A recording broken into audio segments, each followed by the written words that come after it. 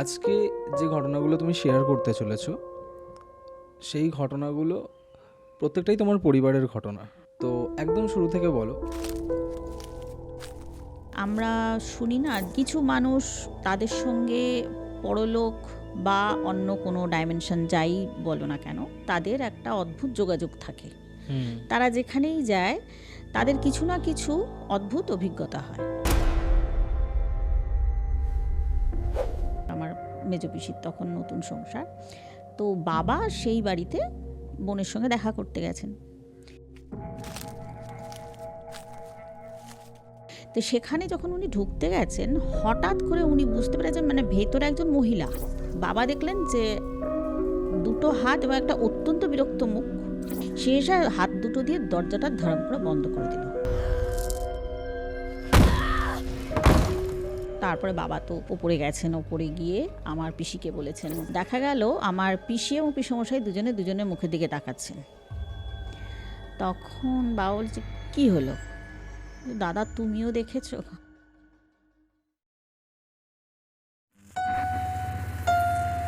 গল্পওয়ালা, the real paranormal experience.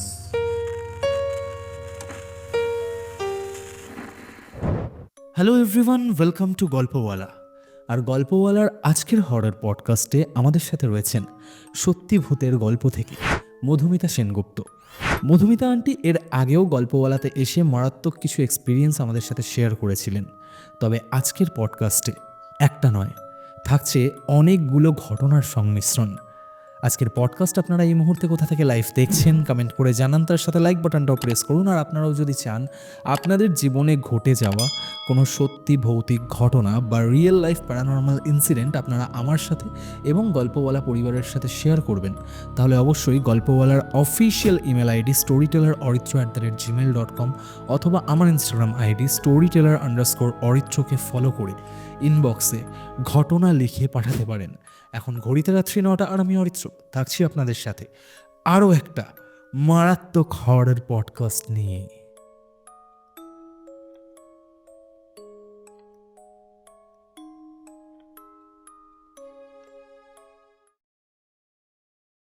Hello aunty, welcome to Golpowala again. Thank you. কেমন আছো বলো? ভালো আছি, শীতে একটু কাবু হয়ে আছি আর কি। যা ঠান্ডা পড়েছে বাপরে। হ্যাঁ, তো প্রায় 8 মাস পর তুমি আবার এসেছো গল্পওয়ালায়। এর আগের বার তোমার কাছ থেকে কিছু ঘটনা শুনেছিলাম, আজকেও আরও বেশ কয়েকটা ঘটনা শুনবো। তুমি আমাকে বলেছো আজকে একটা নয় অনেকগুলো ঘটনাই তুমি এনেছো এবং প্রত্যেকটা ঘটনাই তোমার পরিবারের সাথে জড়িয়ে রয়েছে। ঘটনায় তো যাব, তবে তার আগে আমি জানতে চাই গল্প বলার নতুন স্টুডিওতে এসে তোমার কেমন লাগছে বলো। খুব ভাল লাগছে, অনেক কিছু নতুন দেখতে পাচ্ছি। খুব ভালো, আরও সমৃদ্ধ হও, আরও থ্যাংক অনেক ইউ সো বড় মাচ। হোক। হ্যাপি নিউ ইয়ার বলতে হ্যাপি নিউ ভুলে ইয়ার, গেছিলাম। Happy new year. ওকে, তো আজকে যে ঘটনাগুলো তুমি শেয়ার করতে চলেছো সেই ঘটনাগুলো প্রত্যেকটাই তোমার পরিবারের ঘটনা। হ্যাঁ, আচ্ছা, তো একদম শুরু থেকে বলো। আমি সবকটাই যে ভৌতিক বলবো তা নয়, আমার পরিবারের কিছু অলৌকিক ঘটনাও আছে। কিছু বলতে বিশেষ করে একটা, যেটার আজ অবধি কোনো যুক্তিগ্রাহ্য ব্যাখ্যা আমার বা আমার পরিবারে কেউই পায়নি আর কি। আচ্ছা। বহু জেনারেশন আগের ঘটনা, আমি নিশ্চয়ই সেটাও বলবো আর কি। তো শুরু করি। আমার প্রথম যে ঘটনাটা আমি বলবো সেটা হচ্ছে একটা ঘটনার ধরো বিস্তার, বলতে গেলে অনেক বছরের ঘটনা। এই যে আমরা শুনি না যে কিছু মানুষ তাদের সঙ্গে পরলোক বা অন্য কোনো ডাইমেনশন যাই বলো না কেন, তাদের একটা অদ্ভুত যোগাযোগ থাকে। তারা যেখানেই যায় তাদের কিছু না কিছু অদ্ভুত অভিজ্ঞতা হয়। তো সেই ঘটনার ব্যাপারেই একটা বলছি। সেটা হচ্ছে আমার মেজো পিসির ঘটনা বলছি। আমার 6 পিসি, আজকে কেউই বেঁচে নেই। যাই হোক, বিয়ের পর ওনারা যে বাড়িটাতে থাকেন সেই বাড়ি আমি চোখে দেখিনি, কারণ এগুলো আমার জন্মের আগের ঘটনা। এগুলো আমি শুনেছি সবই বাবার কাছে এবং সবার কাছে শোনা। আমি সবটাই তুমি তোমার বাবার মুখে শুনেছো? হ্যাঁ, বেশি মানে আজকে যা যা বলবো তার বেশিরভাগই আমার বাবার মুখে শোনা। আচ্ছা। তো সেখানে একটি বাড়ি ছিল। আমার বাবা আবার একটু নাস্তিক প্রকৃতির। তিনি যে ভূত বা এইসবে খুব বিশ্বাস করতেন একেবারেই নয়, বরঞ্চ খুব ডেয়ার ডেভিল বলতে যা বোঝায় ঠিক তাই। অল্প বয়সে উনি ওনার মামার সাথে বিভিন্ন কবরস্থানে গিয়ে শুয়ে থাকতেন কবরের ওপরে ভূত দেখার জন্যে। ভীষণই ডেঞ্জারাস ব্যাপার, আমি এটা কিছুতেই পারবো না। তো যাই হোক, এগুলো উনি করতেন। অনেক অনেক জায়গায় উনি ঘুরে বেরিয়েছেন যেখানে শুনেছেন যে এখানে ভূত দেখা যায় আর কি। তো সেখানে যেতেন, কোনো দিন দেখেননি কিছু। তার একটি অদ্ভুত অভিজ্ঞতা হয় এবং সেটা আমার বাবার মুখেই শোনা, যে বাড়িটিতে, সেটা হাতিবাগানেরই কোনো একটা অঞ্চলে তার বাড়ি ছিল, মানে আমার মেজো পিসিরা থাকতেন। যে বাড়িটির নিচে ওই জায়গায় যেরকম হয় আর কি, যে নিচে সব দোকান, হয়তো বাসনের দোকান, কোনোটা হয়তো কাপড়ের দোকান, ইত্যাদি ইত্যাদি। 3-4টি দোকান ছিল একতলায়, কিন্তু আর কেউ থাকতেন না, কিন্তু দোতলায় কয়েক ঘর ভাড়া থাকতেন। তো তার মধ্যে একটি ঘরের মধ্যে আমার মেজো পিসির তখন নতুন সংসার। তো বাবা সেই বাড়িতে বোনের সঙ্গে দেখা করতে গেছেন। এখন রাস্তাতেই ওনার মনে হয়েছে যে না, এবার মানে আমার একটু বাথরুমে যাওয়া দরকার। তো প্রকৃতির ডাক, উনি কী করেছেন, একটু দৌড়েই ওই বাড়ির একতলাতেই, কিন্তু সবার সমস্ত সিস্টেমগুলো, তখনকার দিনে তো দোতলায় থাকা মানেই দোতলায় যে বাথরুম হবে তা কিন্তু এরকম খুব একটা ছিল না। তো উনি সেখানে জানতেন যে ওই বাড়িতে তো আগেও গেছেন, উনি সেখানে ঢুকে পড়েছেন। ঢুকে পড়ার পর এরকম একটা বেশ বড় একটা ঘর, সেই ঘরের মধ্যে স্নানের জায়গা আলাদা, ল্যাট্রিন আলাদা, এরকম কিন্তু আছে। তো সেই একটা ঘর, মানে ওই ছোটো ছোটো যে খোপগুলো, ছোটো ছোটো খোপ বলবো না, ছোটো ছোটো ঘরের মতোই আর কি। তো সেখানে যখন উনি ঢুকতে গেছেন, হঠাৎ করে উনি বুঝতে পেরেছেন মানে ভেতরে একজন মহিলা, এবং সেই মহিলার যেটুকু মানে একজন মহিলা, তিনি বাথরুমে রয়েছেন, একজন পুরুষ, আননোন পুরুষের সামনে চলে আসলে তার যা রিয়াকশান হয়, এটাও কিন্তু তাই হয়েছিল। বাবা দেখলেন যে দুটো হাত এবং একটা অত্যন্ত বিরক্ত মুখ, ভীষণ অপ্রস্তুত, বিরক্তি এরকম মাখা মুখটা, সে এসে হাত দুটো দিয়ে দরজাটা ধরম করে বন্ধ করে দিল। খুব স্বাভাবিক, বাবা প্রচণ্ড লজ্জা পেয়ে যান, ভীষণ লজ্জা পেয়ে যান। এটা তো বাবা বুঝতে পারেননি যে এখানে কেউ থাকতে পারে। তো যাই হোক, বাবার চোখে যেটা পড়েছে, যেটা পরবর্তীকালে আমাকে বলেছেন, যে দুটো যে হাত উনি দেখতে পেয়েছিলেন, সেই হাতে না আর মানে গয়না পরার আর জায়গা নেই, ঠাসা গয়না। আচ্ছা। সাধারণত কেউ বাড়িতে কিন্তু এত গয়না কেউ পরে থাকে না। বাবার ওইটাই, বাবা এত গয়না পরা, এরকম মনে হয়েছে। যাই হোক, তারপরে বাবা তো ওপরে গেছেন, ওপরে গিয়ে আমার পিসিকে বলেছেন। পিসি তো খুব খুশি, দাদা এসছে, আসো করে বসিয়েছে। এবার বাবা বলেছেন যে আজিনাটা খুব বাজে একটা কেলেঙ্কারি করে এসছি, জানিস তো, আমি খুবই লজ্জিত। এরকম তোদের বাড়ির কোনো মহিলা, তিনি বাথরুমে ছিলেন না, আমি তো বুঝতে পারিনি, আমি চলে গেছিলাম। উনি ভীষণ বিরক্ত হয়ে মানে দরজাটা আটকে দিয়েছেন। দেখা গেল আমার পিসি এবং পিসমশাই দুজনের মুখের দিকে তাকাচ্ছেন। তখন বাবা বলছে, কী হলো দাদা, তুমিও দেখেছো? মানে? বাবা খুব বিস্মিত, মানে দেখেছি মানে কি বলতে চাইছিস, মানেটা কি বুঝতে পারলাম না। তখন উনি বলেন যে, আমার পিসি বলেন যে এটা প্রায়ই দেখা যায়। তার কি খুব গয়না ছিল? বললো হ্যাঁ, 2 হাত ভর্তি গয়না। বলে দাদা, তোমার তো প্রথমেই এটা মনে করা উচিত ছিল যে আজকের দিনে কেউ এত গয়না পরে থাকে না। এই ঘটনাটা যে আমি বলছি, এটা খুব কম করে হলো 50 বছর আগের ঘটনা, বা তার চেয়েও আগের ঘটনা, 60 বছর হতে পারে। ঠিক আছে, জমিদারি পরিবার হলে আলাদা ব্যাপার। হ্যাঁ, তাহলেও তারা ঠিক ওরকম শ্যামবাজারের একটা বাড়িতে দোতলার মধ্যে রয়েছে, বাড়ি যার অত গয়না, সে বাড়ি ভাড়া দেবে না, তাই তো, সে তো বেশ মহলের মতো থাকবে। তো যাই হোক, বাবা তো শুনে বললো হতেই পারে না, এটা কেউ জেনুইন ওখানে কোনো মানুষ ছিল বলে। আমার বাবা কিন্তু নিচে নেমে চলে এসছে, যে উনি বেরোলেই বাবা ক্ষমা চাইবেন বা কিছু, এবং দেখে নেবেন যে ওটা মানুষ, ওটা আদৌ বাবার মাথায় হতেই পারে না। পেছনে পিসমশাই এসে বলছে, চলুন দাদা, আপনি ওপরে চলুন, উনি কোনোদিনই বেরোবেন না, ওখান থেকে কোনোদিনই বেরোবেন না। আচ্ছা। তাই এই কথা বলতে বলতেই ওই যারা আর কি বাইরে দোকান যাদের রয়েছে তারাও কিন্তু এখানে কোনো একটা নির্দিষ্ট বাথরুম তারাও ইউজ করতো। সেখানে এসে কি হয়েছে তারা শুনেছে, যে ও আপনিও দেখলেন? ও দাদা আমরা প্রায়ই দেখি, এই বাড়ির যিনি মালকিন ছিলেন এক সময় তো এরকম তো ছিল না, সারা বাড়ি মিলেই তারাই থাকতেন, তিনি ওখানে ওই বাথরুমেই না করেন। আচ্ছা। আর কি কিছু খেয়ে করেছেন না কি করে করেছেন সেটা আর হয়নি। বাবা কিন্তু মানে আমার সঙ্গে যতবারই আলোচনা হয়েছে বাবা বলেছে এটার কোনো ব্যাখ্যা আমার কাছে নেই, এটা সত্যি আমার কাছে কোনো ব্যাখ্যা নেই, কারণ আমি বুঝতেই পারিনি। কিন্তু ভূতটা মানাটা আমার পক্ষে খুব কঠিন ব্যাপার, আমি কোনোদিনই বিশ্বাস করি না, কিন্তু এটাও পাশাপাশি ঠিক যে এর কোনো ব্যাখ্যা আমার কাছে নেই। কারণ আমি কিছুতেই যখন মানব না তখন সবাই এসে বোঝাতে শুরু করলো যে আপনি চলুন, ওপরে চলুন, আপনি শান্ত হন আর কি, এটার কোনো সলিউশন নেই। এটা আমরা প্রায়ই দেখি। এবং তখন দেখা গেল যারাই ওইরকম হয়তো ওই বিকেল হয়ে আসছে তখন যদি কেউ বাথরুমে যায় তাহলে মাঝে মাঝে তাদের তিনি দর্শন দেন আর কি, এবং ওই একই ভঙ্গিতে ভীষণ বিরক্ত হয়ে থাকেন, অত্যন্ত বিরক্ত একটা মুখ দেখতে পাওয়া যায়। তো যাই হোক, এটা বাবার কাছে শুনেছিলাম আর কি। তো ওই বাড়ির পর থেকে আমি মেজো পিসির জীবনের ঘটনাগুলোই কন্টিনিউ করব, যে তিনি যে বাড়িতে গেছেন প্রত্যেকটা বাড়িতে কিছু না কিছু একটা সমস্যা ছিল। তো পরের যে বাড়িটাতে ওনারা যান সেই বাড়িটাতে আমার দিদি জন্মান।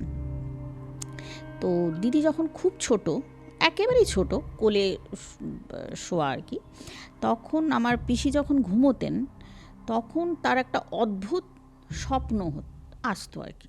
তিনি স্বপ্নটা অদ্ভুত একটা স্বপ্ন দেখতেন। সেই স্বপ্নটা হচ্ছে যে একটা হাত এসে তার পাশ থেকে তার বাচ্চাটিকে স্পর্শ করতে চাইছে, যে হাতটার মধ্যে অজস্র আঙুল, মানুষের যে 5টা আঙুল সেটা না, অজস্র আঙুল। এইটা দেখার পর উনি প্রচণ্ড ভয় পেতেন, খুব স্বাভাবিক, তখন নতুন মা, যে তার বাচ্চাকে কিছু একটা ক্ষতি হবে। উনি না ঘুমাতেন না, উনি সারাক্ষণ জেগে বাচ্চাকে পাহারা দিতেন। তার ফলে কি হয়, তার তো শরীর ভেঙে যাচ্ছে। তখন আমার পিসেমশাই বলেছে আমি রাত জাগছি, তুমি ঘুমাও। বা দুপুরে একটি যে কাজের বউ, সে বলতো যে বৌদি তুমি ঘুমাও, তোমার কোনো চিন্তা নেই, আমি বাচ্চাকে নিয়ে বসলাম। তো এটা যখন খুব বাড়াবাড়ি পর্যায়ে হয় তখন পিসি এসে আমার ঠাকুমাকে বলেন আর কি, যে মা আমি এটা কী করবো, আমি তো এটা সহ্য করতে পারছি না, আমি মানে আতঙ্কে আমার প্রচণ্ড দিন কাটছে যে আমার বাচ্চাটার কিন্তু কিছু হয়ে যাবে। তখন আমার দিদা তাকে কিছু আশীর্বাদী ফুল টুল যা ছিল তার দিয়ে বলে যে তুমি তো থাকো তো শ্যামবাজার অঞ্চলে, ওখানে বহু নামকরা কালীবাড়ি আছে, যে কোনো একটা কালীবাড়ির কাছে গিয়ে তুমি পুজো দাও। এবং শ্যামবাজারেই তো একটা কালী মন্দির আছে। হ্যাঁ, এবং তখন কিন্তু মানে পুজোর ব্যাপারটা আরও যথেষ্ট ভালো ছিল আর কি। তা ওনারা সেরকম একটা পুরোহিতের সঙ্গে যোগাযোগ করেন, তখন সেই পুরোহিত কিছু একটা কোনো ব্যবস্থা করেন, সেটা আমি অত ডিটেলে জানি না। কিন্তু উনি ঘটনাটা খুঁজে বার করেন যে ওখানে ওই বাড়িতে একটি বেলগাছ আছে, আচ্ছা, ঠিক আছে, তার উপরে কিছু একটা আছে, একটা সে কোনো অতৃপ্ত আত্মা ওখানে আছে। এবং উনি সাজেশন দেন যে যেহেতু বাচ্চার ব্যাপার, কোনো রিস্ক না নিয়ে তোমরা বাড়িটা ছেড়ে দাও, যেহেতু বাচ্চার ব্যাপার। তো তখন ওনারা চলে আসেন। এখন হচ্ছে ওই রাস্তাটার নাম হচ্ছে বৃন্দাবন বসলেন, আচ্ছা, এটা হ্যাঁ হাতিবাগানের কাছাকাছি কোনো একটা জায়গা। তো সেই বাড়িটাতে কিন্তু আমি গেছি। সেই বাড়িটার যেটা সবচেয়ে বৈশিষ্ট্য, বাস রাস্তা থেকে নেমে তুমি একটা সরু রাস্তা দিয়ে হাঁটলে, এবার বাঁদিকে গিয়ে তুমি একটা গলিতে ঢুকলে, এবার যে কটা গলির মধ্যে তোমাকে ঘুরপাক খেতে হবে আর কি। এবং অদ্ভুতভাবে প্রত্যেকটা গলি ইন্টারকানেক্টেড, এবং একটা গলিতে ঢুকে যদি তুমি রাস্তাটা সঠিক না চেনো, এত ব্রাঞ্চ বেরিয়েছে, তুমি যদি একটা গলি ভুল করো তাহলে যে তুমি কোথায় পৌঁছে যাবে আমি জানি বুঝতে পেরেছি তুমি কোন গলিটার কথা বলছো। খুব গলি আছে, অনেকগুলো গলি আছে, ঠিক আছে। তো সেখানে একটা গলি, তার আমার যতদূর মনে হয় 4র্থ গলিতে গিয়ে পিসির বাড়ি ছিল, এবং সেটা কিন্তু ডেড এন্ড। তুমি যদি সেই লাস্ট গলিটাতে যখন তুমি ঢুকছো, ডান দিকে যে বাড়িটা, সেটা লাস্ট ঘরটাতে আমার পিসিরা থাকতেন, 2টো পরপর ঘর। তাহলে রাস্তার দিকে তার জানালা, সামনে তোমার বড় দেয়াল। এইগুলো আমার মনে হয় শরিকি বন্দোবস্তর ওই যে যে আর যার পোর্শন পেয়েছে সে সে ওয়াল তার তুলে মতন তার মতো ওয়াল করে তুলে করে নিয়েছে। নিয়েছে। হুম। তো ওই রকম একটা ওয়াল, এবং সেখানে লাস্ট হচ্ছে তোমার একটা দরজা, সেই দরজা দিয়ে ঢুকলে আবার একটা ছোট্ট উঠোন মতো আছে, সেখান দিয়ে আবার ডান দিকে ঢুকলে হচ্ছে একটা সরু লম্বা, আমার যেটা পরিষ্কার মনে আছে, ডান দিকে পরপর দুটো ঘর, আর একটা সরু প্যাসেজের একদম শেষে হচ্ছে দোতলায় যাওয়ার সিঁড়ি, আর বাঁদিকে একটি ঘর আছে যার মুখটা হচ্ছে ওই যে সিঁড়ির পাশেই এরকম একটা ছোট্ট জায়গা আছে, সেখান দিয়ে আবার দুটো সিঁড়ি নামলে আবার একটা ছোট স্পেস, সেই স্পেসে হচ্ছে ওই ঘরের এন্ট্রান্স। কেন বলছি পরে বুঝতে পারবে। তারপরে হচ্ছে ওদের মানে ল্যাট্রিনটা, আর উল্টো দিকে হচ্ছে বড় বাথরুমটা তখনকার দিনে শুধু বাথরুম না, সব জায়গাতেই, এটা তো আমি অনেক বছর আগের ঘটনা বলছি, সেখানে সবসময় ওই লাল লাল যে বাল্বগুলো ওগুলোই জ্বলতো, মানে যেটাতে আলো কম হয় আর কি, সবসময় কিন্তু একটা আলো আধারই ব্যাপার ওখানে থাকতো। আমরা একটু ভয়ই পেতাম, আর যেহেতু জানতাম যে ওই বাড়িতে একটা কিছু প্রবলেম আছে, সেটা আমি তো খুবই ভয় পেতাম। তো এবার যেটা হলো, ওই বাড়িতে যাওয়ার পর আমার পিসেমশাই গানের শিক্ষক ছিলেন, উনি বেশি দিন বাঁচেননি, কিন্তু আজকের দিনে যারা কি বলবো, যারা প্রথিতযশা সঙ্গীত শিল্পী, তাদের অনেকেই তার ছাত্রী ছিলেন। আচ্ছা। মানে একটা নাম তো আমি নিতেই পারি, আরতি মুখার্জি তার কাছে শিখতেন। তো আমি বাকি নামগুলো আর নিচ্ছি না, কারণ তাদের ইয়েতেও আমি শুনেছি কোনো না, তারা আর কি নিজেদের বলেছেন যে হ্যাঁ আমরা যে গুরুজির কাছে গান শিখতাম সেই বাড়িতে ভূত ছিল, এটা কিন্তু আমি শুনেছি। ঠিক আছে, আমি সেই নামগুলো আর এখানে বলছি না।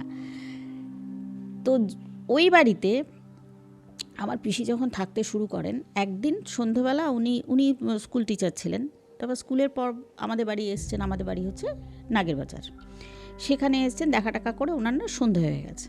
বাড়ি যখন ফিরছেন, ওই গলির মধ্যে যে কোনো সেকেন্ড গলিটাতে যখন উনি ঢুকেছেন, তখন দেখছেন ওনার সামনে একজন ভদ্রমহিলা যাচ্ছে, বয়সের ভারে একটু নিচু হয়ে গেছেন। এবার উনি হাঁটছেন, পেছনে উনি হাঁটছেন, এবং দেখে ওনার মনে হচ্ছে যে একে তো কোনো দিন দেখিনি, ওখানে তো তখন হয়তো ওনার কয়েক মাস হয়েছে থাকা।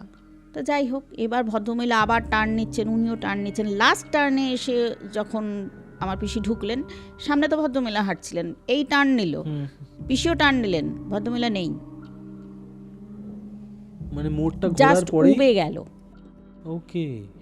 ওনার নিজের গলিতে যখন উনি পৌঁছলেন, তখন আমার পিসি দেখলেন নেই, এবং যখন নেই উনি দেখেছেন, তখন ভাবছেন আমি এতক্ষণ ধরে দেখলাম আমার সামনে হাঁটলো, এটা কি ব্যাপারটা হলো, খুব অদ্ভুত লাগছে। তো তখন উনি বাড়িতে আসেন, এবং দোতলায় ওনার বাড়িওয়ালা থাকতেন, তাকে ডেকে জিজ্ঞাসা করেন কি ব্যাপার বলুন তো, আমি এরকম একটা দেখলাম। বললো এসেছো, দূর থেকে এসেছো, হাত পা ধো, বা একটু ঘরে ধূপ টুপ দেখাও, ও আমাদের এখানে অনেক কিছু দেখা যায়। আচ্ছা, এই ওনার কিন্তু প্রথম রেসপন্স। হ্যাঁ, উনি প্রথম এটা ইয়ে করলেন। এরপর হচ্ছে ওই বাড়িতে আমি তো বলেছি পিসেমশাইয়ের গানের ক্লাস ছিল, পিসেমশাই গান করাতেন, প্রচুর সংখ্যক ছাত্রছাত্রী আসতেন। তারা দেখতো যে রাস্তার ধারে, যেহেতু গলির মধ্যে রাস্তার ধারেই বাড়ি, একতলা, ওই হাফ নিচের যে জানলার পোর্শন, তখনকার দিনে ওই ওপর নিচ করে জানলার পাল্লাগুলো হতো, হ্যাঁ, তো নিচের যে পাল্লাটা সেটা বন্ধই থাকতো, ওটা খোলা হতো না, যেহেতু ওখানেই খাটটা, ঠিক আছে, খোলা হতো না। এবার গলির দিয়ে যাকেই তুমি যিনি যান, তার নিয়ে মাঝারি হাইটেরও যদি হয়, তাকে কিন্তু দেখা যাবে ওই ওপরের জানলাটা দিয়ে। ওরা প্রায়ই দেখতো যে হয়তো কেউ গান গাইছে, কেউ একটি ছেলে এরকমভাবে দেখতে দেখতে গেল, ঠিক জানলার দিকে এরকমভাবে মুখ করে গেল। এবার গেলে কি হবে, ওখানে তো পাঁচিল, তাকে এই বাড়িতেই ঢুকতে হবে। এবার বাকিরা সবাই তাকিয়ে রয়েছে যে এবার কেউ নতুন ঢুকবে, সবার তো একটা, সে তো আর হামাগুড়ি দিয়ে আসছে না, নর্মাল মানুষ হেঁটে আসছে, সে কিন্তু আর এলো না। আচ্ছা, সে কিন্তু এলো না। ওকে। এটা প্রথম দিন দেখে সবাই একটু জিজ্ঞাসু চোখে ওর দিকে তাকিয়েছে, যে দু তিনজন তো দেখেছে যে কি ব্যাপারে, কে, তাহলে সে কি আবার নিচু হয়ে চলে গেল। দ্বিতীয় দিন সেই ছেলেরা, তারা তো অল্প বয়সী ছেলে, তারা বলেছে শোন আজকে না দেখব কি ব্যাপারটা, আজকেও যদি আসে। ঠিক তাই, সে আবার দেখা গেল ওরকম যেন বেশ গানের সমজদার, সে মাথাটা এরম এরম ঝাঁকাতে ঝাঁকাতে পাশ দিয়ে গেল, যাওয়া যেই ওই জানলাটা ক্রস করে তারপরেই তো দরজা, লাফ দিয়ে উঠে এখান দিয়ে দুজন চলে গেছে, কেউ নেই। ওইটুকু টাইমের ওইটুকু টাইমে ওরা শুধু দেখেছে যে জানলার পাশ দিয়ে পাস করলো, চল, যেই পাস করলো ওইটুকু টাইমের মধ্যে একটা ঘরের পরিধি, সেটা কতটা সময় লাগে। ওরা তো লাফিয়ে গেল, যাওয়ার পর গিয়ে দেখলো এবং একদম মোড়ের মাথা অবধি তারা বাস রাস্তা অবধি দেখে আসলো, কোথাও কিছু নেই। তারা প্রথম জানায় যে এখান দিয়ে কিন্তু কেউ যাচ্ছে, আমরা তাকে দেখতে পাচ্ছি না। তখন পিসমশাই বলে, উনি তো ধমক দেয়, আয় গান শেখ, গান কর বলে ধমক টমক দিয়ে, কিন্তু এটা ওদের মধ্যে চাউর হয়ে গেল যে এখানে কিন্তু একটা কিছু ব্যাপার আছে। তখন আমার ছোট পিসি গান শিখতেন, তিনিও যেতেন। আমার পিসিরা সবাই খুব মানে সুকণ্ঠী বলতে যা বোধ হয় আর কি, তখন তো সবাই বেতারে গান গাইতো, রেডিওতে সবাই রেডিও আর্টিস্ট ছিলেন। তো ছোট পিসি গেছেন গান শিখবেন, মানে গানের চর্চা হবে আর কি, যাই হোক। তো উনি গেছেন যখন, ওনার সামনে দিয়ে উনিও ঠিক ওই ফার্স্ট লেনটাতে কিচ্ছু হতো না, সেকেন্ড লেনটা ঢোকা মাত্রই কিন্তু জিনিসটা শুরু হতো। আচ্ছা, পরবর্তীকালেও আমি যে ঘটনাগুলো বলবো দেখবে যে একই জায়গা থেকে ব্যাপারটা শুরু হয়। উনি দেখলেন একটি ছেলে, ম্যাক্সিমাম 25-26, তার বেশি হবে না, অল্প বয়সী একটি ছেলে, এবং তার গায়ে যে একটা চেক চেক মতো শার্ট, সেটা ততটা বিস্ময়কর নয়, কিন্তু বিস্ময়কর হচ্ছে প্যান্টটা যেন অন্তত 100 বছর আগে, কারণ ওই স্টাইলটা তখন ছিল না, ওটা পুরোপুরি ব্রিটিশ আমলের একটা প্যান্ট, একটু ঢোলা ঢোলা, মানে আগা পাঁচতলায় থামের মতো একটা প্যান্ট। আচ্ছা, ঠিক আছে। এবং আমার পিসি এটাও খেয়াল করেছেন যে তার পায়ে হচ্ছে কোলাপুরি চটি, এবং যথেষ্ট সশব্দে সে হাঁটে, চটাস চটাস করে, কয়েকজনের হাঁটার একটা আওয়াজ হয় না, শব্দ করে সেই হাঁটে। আওয়াজটা কিন্তু উনি পাচ্ছেন, এবং সে কিন্তু আগে আগে যাচ্ছে। তো আমার পিসি ভেবেছে এটা নিশ্চয়ই জামাইবাবুর ছাত্র। ঠিক আছে, উনি আর ব্যাপারটাকে অত খেয়াল করেননি, সামনে একটা ছেলে হাঁটছে। লাস্ট টার্নে এসে একটা দরজা, সেখানে হচ্ছে একটা পর্দা ঝুলছিল, সেইখানে ছেলেটি দাঁড়ালো, পর্দা থেকে মুখ করা কিন্তু। এবার আমার পিসি ভাবছে যে ও পাশের দরজাটা দিয়ে ঢুকছে না কেন, ও এখানে দাঁড়িয়ে রয়েছে কেন। পিসি আরেকটু বয়স তখন, ওই মানে 25-26 না, আরেকটু বয়স, ওই 27-28 হবে হয়তো। তখন আমার পিসি বলেছেন কি, এই, হাত দিয়ে মারলেন, হাতটা কিন্তু হাওয়ায় ঘুরে আসলো, নেই মানে কেউ নেই। পিসি অসম্ভব ভয় পেয়ে যান।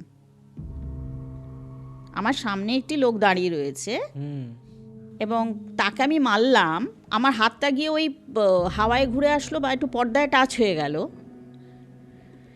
নেই মানে নেই। এবং আমার পিসি যথারীতি উড়ে বাবারে করে দৌড়ে ঘরে ঢুকে এসে, দিদি আমি এটা কি দেখলাম, না তুই বস, কিছু হয়নি, তুই বস, চুপচুপ বস, না এরকম। তারপর প্রত্যেকটা ঘটনা কি শুধু পার্টিকুলার ওই বাড়িতে আর ওই গলিটার মধ্যেই ওই বাড়ি এবং ওই গলি, বা তার আগের গলি থেকে কিন্তু শুরু হয়, একটা দুটো গলি আগে থেকে শুরু হয়, এবং ওই লাস্ট ওখানে এসে থেমে যায়। আমি বলছি মানে পরে ঘটনাটা পুরোটাই জানা গেছিল। তো এরকম যখন হতে থাকে তখন মানে ব্যাপারটা ছড়িয়ে গেছে, ব্যাপারটা যে এটা কিন্তু এরকম সামনে কাউকে দেখলে কিছু বলো না, বলা দরকার নেই এরকম। কিন্তু তার এই ঘটনার 3 থেকে 4 মাস পরে আমার ছোট পিসির বিয়ে হয়। আচ্ছা, এখন বিয়ে হয়েছে প্রথমবার, ওই প্রথমবার বা হ্যাঁ প্রথমবারই হবে, প্রথমবার আমার পিসমশাই ওই বাড়িতে যাচ্ছেন পিসিকে নিয়ে। এবার নতুন জামাই যাচ্ছে, সে তো গিফট নিয়ে যাবে, মানে তখনকার দিনে বা এখনও মিষ্টিটাই আসল। তো ওখানে তো প্রচুর নাম করা মিষ্টি দোকান, তখন আরও বেশি ছিল, এখন তো মিষ্টি দোকান অনেক উঠে গেছে, অনেক কমে গেছে। তো সেরকম পিসমশাই বলেছে, তুমি এগো, এই গলির ভেতরেই তো, বলে হ্যাঁ ঠিক আছে, আমি ঠিক চিনে চলে যাবো। আর আমার পিসমশাই ওখানে যথেষ্ট নাম করা লোক, সে সবাই তার বাড়ি চিনবে, এই বলে ছোটো পিসমশাই বেশ মিষ্টি টিষ্টি কিনেছেন। হয়তো দুজনের যাওয়ার মধ্যে গ্যাপ হয়েছে 10 মিনিট। আচ্ছা, পিসি তো গিয়ে ঢুকে গেছেন। এবার সবাই যে হ্যাঁ আসছে, কি বলে, জামাই আসছে।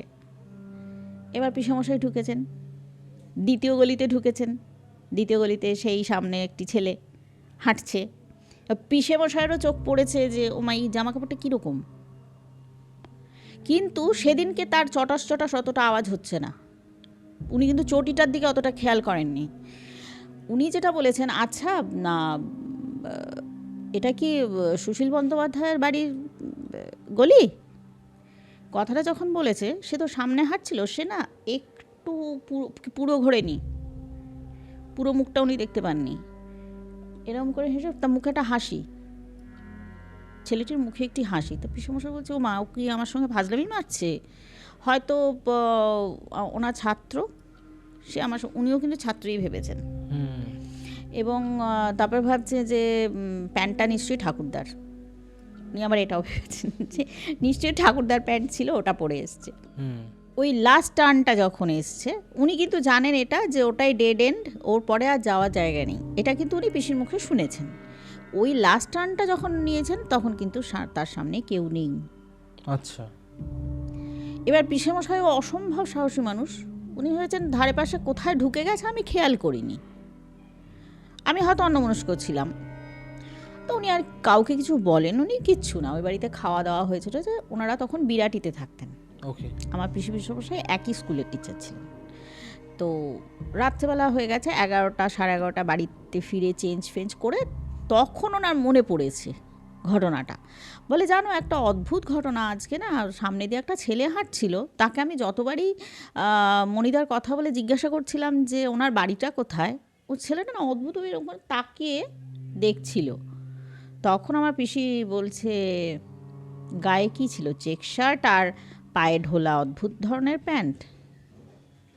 তুমি জানলে কী করে? তোমার সঙ্গে দেখা হয়েছে?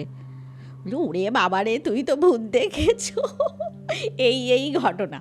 পিসেমশাই বলে, হতেই পারে না, আমি আবার যাব গিয়ে দেখবো, হতেই পারে না। উনি তো আবার বিশ্বাস করছেন না। তখন দুজনেরই একজন চেনা লোক ছিলেন, ধরো কমলবাবু, ঠিক আছে? বলছে, কমলবাবু ছোটো ভাইয়ের মতো চেহারা। বলছে, একদম ঠিক বলেছ, ঠিক ওর কথাটাই আমার মনে এসছে। বলে, উড়িয়ে বাবারে, তাহলে তো আর কোনো মানে নিঃসন্দেহ আমি ওকে ওখানে দেখা যায় এবং এই ব্যাপার। পিসেমশাই তো যথারীতি অজস্র প্রশ্ন নিয়ে বসে, হতে পারে না, আশেপাশে দেখবো। বলছে, তুমি ওখানে খেয়াল করে দেখো, ওই লেনে আর কোনো দরজা নেই, ঠিক আছে? বাঁদিকের যে বাড়িটা, তার না শুধু জানলাগুলো আছে, তারা ওইদিকে কোনো দরজা আর রাখেনি। ওই যে বললাম যে বিভিন্ন শরিকি ব্যবস্থা আর কি, ওটা তারা হয়তো পরের লেনটা দিয়ে যাতায়াত করে, তারা এইদিকে আর কোনো রাস্তাই, মানে তাদের আর কোনো এন্ট্রান্স রাখেনি। আচ্ছা, ঠিক আছে? আরেকজনের দরজা আছে, কিন্তু সে জীবনেও খোলে না, সে আবার অন্য দিক দিয়ে যাতায়াত করে, সে আবার তার ওপাশের গলি দিয়ে যাতায়াত করে। ভালো কথা।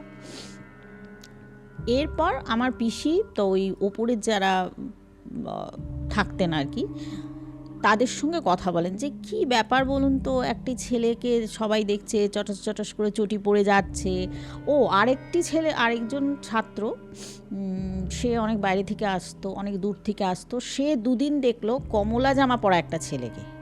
কিন্তু এরা যাচ্ছে কোথায়, কি ব্যাপার?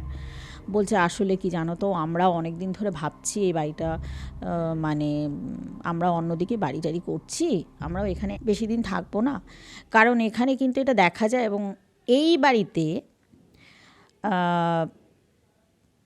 সেটা ঠিক কোন পিরিয়ডে সেটা ওরা জানে না, বাড়িওয়ালা যারা ছিলেন, এর আগে যারা বাড়িওয়ালা ছিলেন আর কি, বাড়ির মালিক যারা ছিলেন, তাদের বাড়িতে এক বৃদ্ধা এবং তার 2-3টি ছেলে, তারা এত দরিদ্র হয়ে যায়, তারা অলমোস্ট কিছু না খেতে পেয়ে ওই বাড়িতে মারা গেছে। আচ্ছা, ঠিক আছে? এবং এদের কেউ কোনো পারলৌকিক যে কাজকর্ম, সেগুলো কিন্তু কিছু হয়নি। ওকে। ঠিক আছে? তো আমি জানি না এখন সেই বাড়িগুলো আছে কি না, হয়তো সেখানে ফ্ল্যাট হয়ে গেছে বা কিছু, আমি ঠিক জানি না সেই বাড়ি। মানে আমার মনে হয় যে এই ঘটনাগুলো বলতে, মানে যখন নিজে ভাবছিলাম যে সিলেক্ট করছিলাম যে এই ঘটনাগুলো এসে বলবো, আমার কীরকম মনে হলো, যাই গিয়ে একবার দেখে আসি, আমার মনে হচ্ছিল। তো এবার যে জিনিসটা হয় যে মাঝে মাঝে হয়তো আমার পিসেমশাইয়ের কোনো প্রোগ্রাম পড়তো, তিনি নানা রকম তার ছাত্রছাত্রীদেরকে নিয়ে দূরে দূরে প্রোগ্রাম করতে যেতেন, তখন আমার দিদিভাই খুব ছোট, ওই বাড়িতে থাকতেন ওরা রাত্রেবেলা। তখন কিন্তু ওই জানলার পাশে কারোর চটির আওয়াজ ওনারা পেতেনি, ঠিক আছে? আমার পিসি অসম্ভব সাহসী, আমার পরিবারটাই না ভীষণ সাহসী পরিবার, মানে ফট করে ভূত প্রেত নিয়ে প্রচুর আলোচনা হয়, প্রচুর গল্প হয়, কিন্তু কেউ ওরে বাবা ভূত বলে কয়েকজনই ভয় পেত, ঠিক আছে? এর মধ্যে আমি আমার মা শুনেছি, মায়ের কাছে শুনেছি, আমার মা কিন্তু একদিন গেছিলেন ওই বাড়িতে, গিয়ে ওই জানলার দিকে মুখ করেই বসা, তখন উনি দেখেছেন যে ওই যে বলেছি জানলার নিচটা বন্ধ, এবার ওপাশ থেকে যদি কেউ উঁকি দেয় তার মুখটা তুমি কিরম দেখবে, এরকমভাবে উঁকিটা দিচ্ছে, একটা নাক অব্দি একটি ছেলের পরিষ্কার অভাব দেখতে পেয়েছে। এবং তখন আমার মা চিৎকার দিয়েছেন, এই কে রে? তখন আমার দিদিভাই বলেছে, তুমি না ঘুরে বসো। মানে তুমি ঘুরে বসো। এবার মা অসম্ভব ভয় পেতেন আর কি, মা আবার প্রচণ্ড বিশ্বাসী, আচ্ছা, অসম্ভব বিশ্বাস করতেন। মানে বাবা আর মার চরিত্র কিন্তু মানে ব্যাপার একেবারে দুই মেরু, কিন্তু তখনকার দিনে তো আর এইসব কোনো প্রবলেম ছিল না। হ্যাঁ, এখন হলে হয়তো অনেক ইগো ক্ল্যাশ হয়ে যেত, অনেক কিছু হতো, কিন্তু তখন এইসব কিন্তু ছিল না। তো বাবা যেমনই বিশ্বাস করতেন না, মা আবার অতি বিশ্বাসী, তার ঈশ্বর ভূত ঠুত সবই ভীষণভাবে বিশ্বাস করতেন। তো যাই হোক, এবার ওই বাড়িতে এবার যেটা হলো সেটা হচ্ছে একটি প্রফেসর, সে নতুন প্রফেসরই পেয়েছে, ওই ধারে পাশে তো অনেক কলেজেও আছে, কোনো একটা কলেজ, আমি শিওর নই কোন কলেজে, তিনি এসে ওই যে বলেছিলাম বাথরুমের পাশে একটা ঘর আছে সেখানে তিনি ভাড়া নেন, এবং তিনি রাত দিন টিউশন করতেন এবং কলেজে পড়াতেন। তিনি একদিন, বেশি বয়স না তার, ওই রকম 26-27 বছরের তিনি একজন অল্প বয়সী ছেলে, তিনি এসে একদিন বলে, বৌদি একটা কথা বলবো, আমার ঘরে রাত্রেবেলা বাইরেটা এরকম চটাস চটাস করে ঘুরে বেড়ায় কি? তখন ওপরে যারা ছিলেন তারাও নেমে আসেন, এসে বলেন যে ওই পাশে জানলাটা চেষ্টা করবে বন্ধ রাখতে।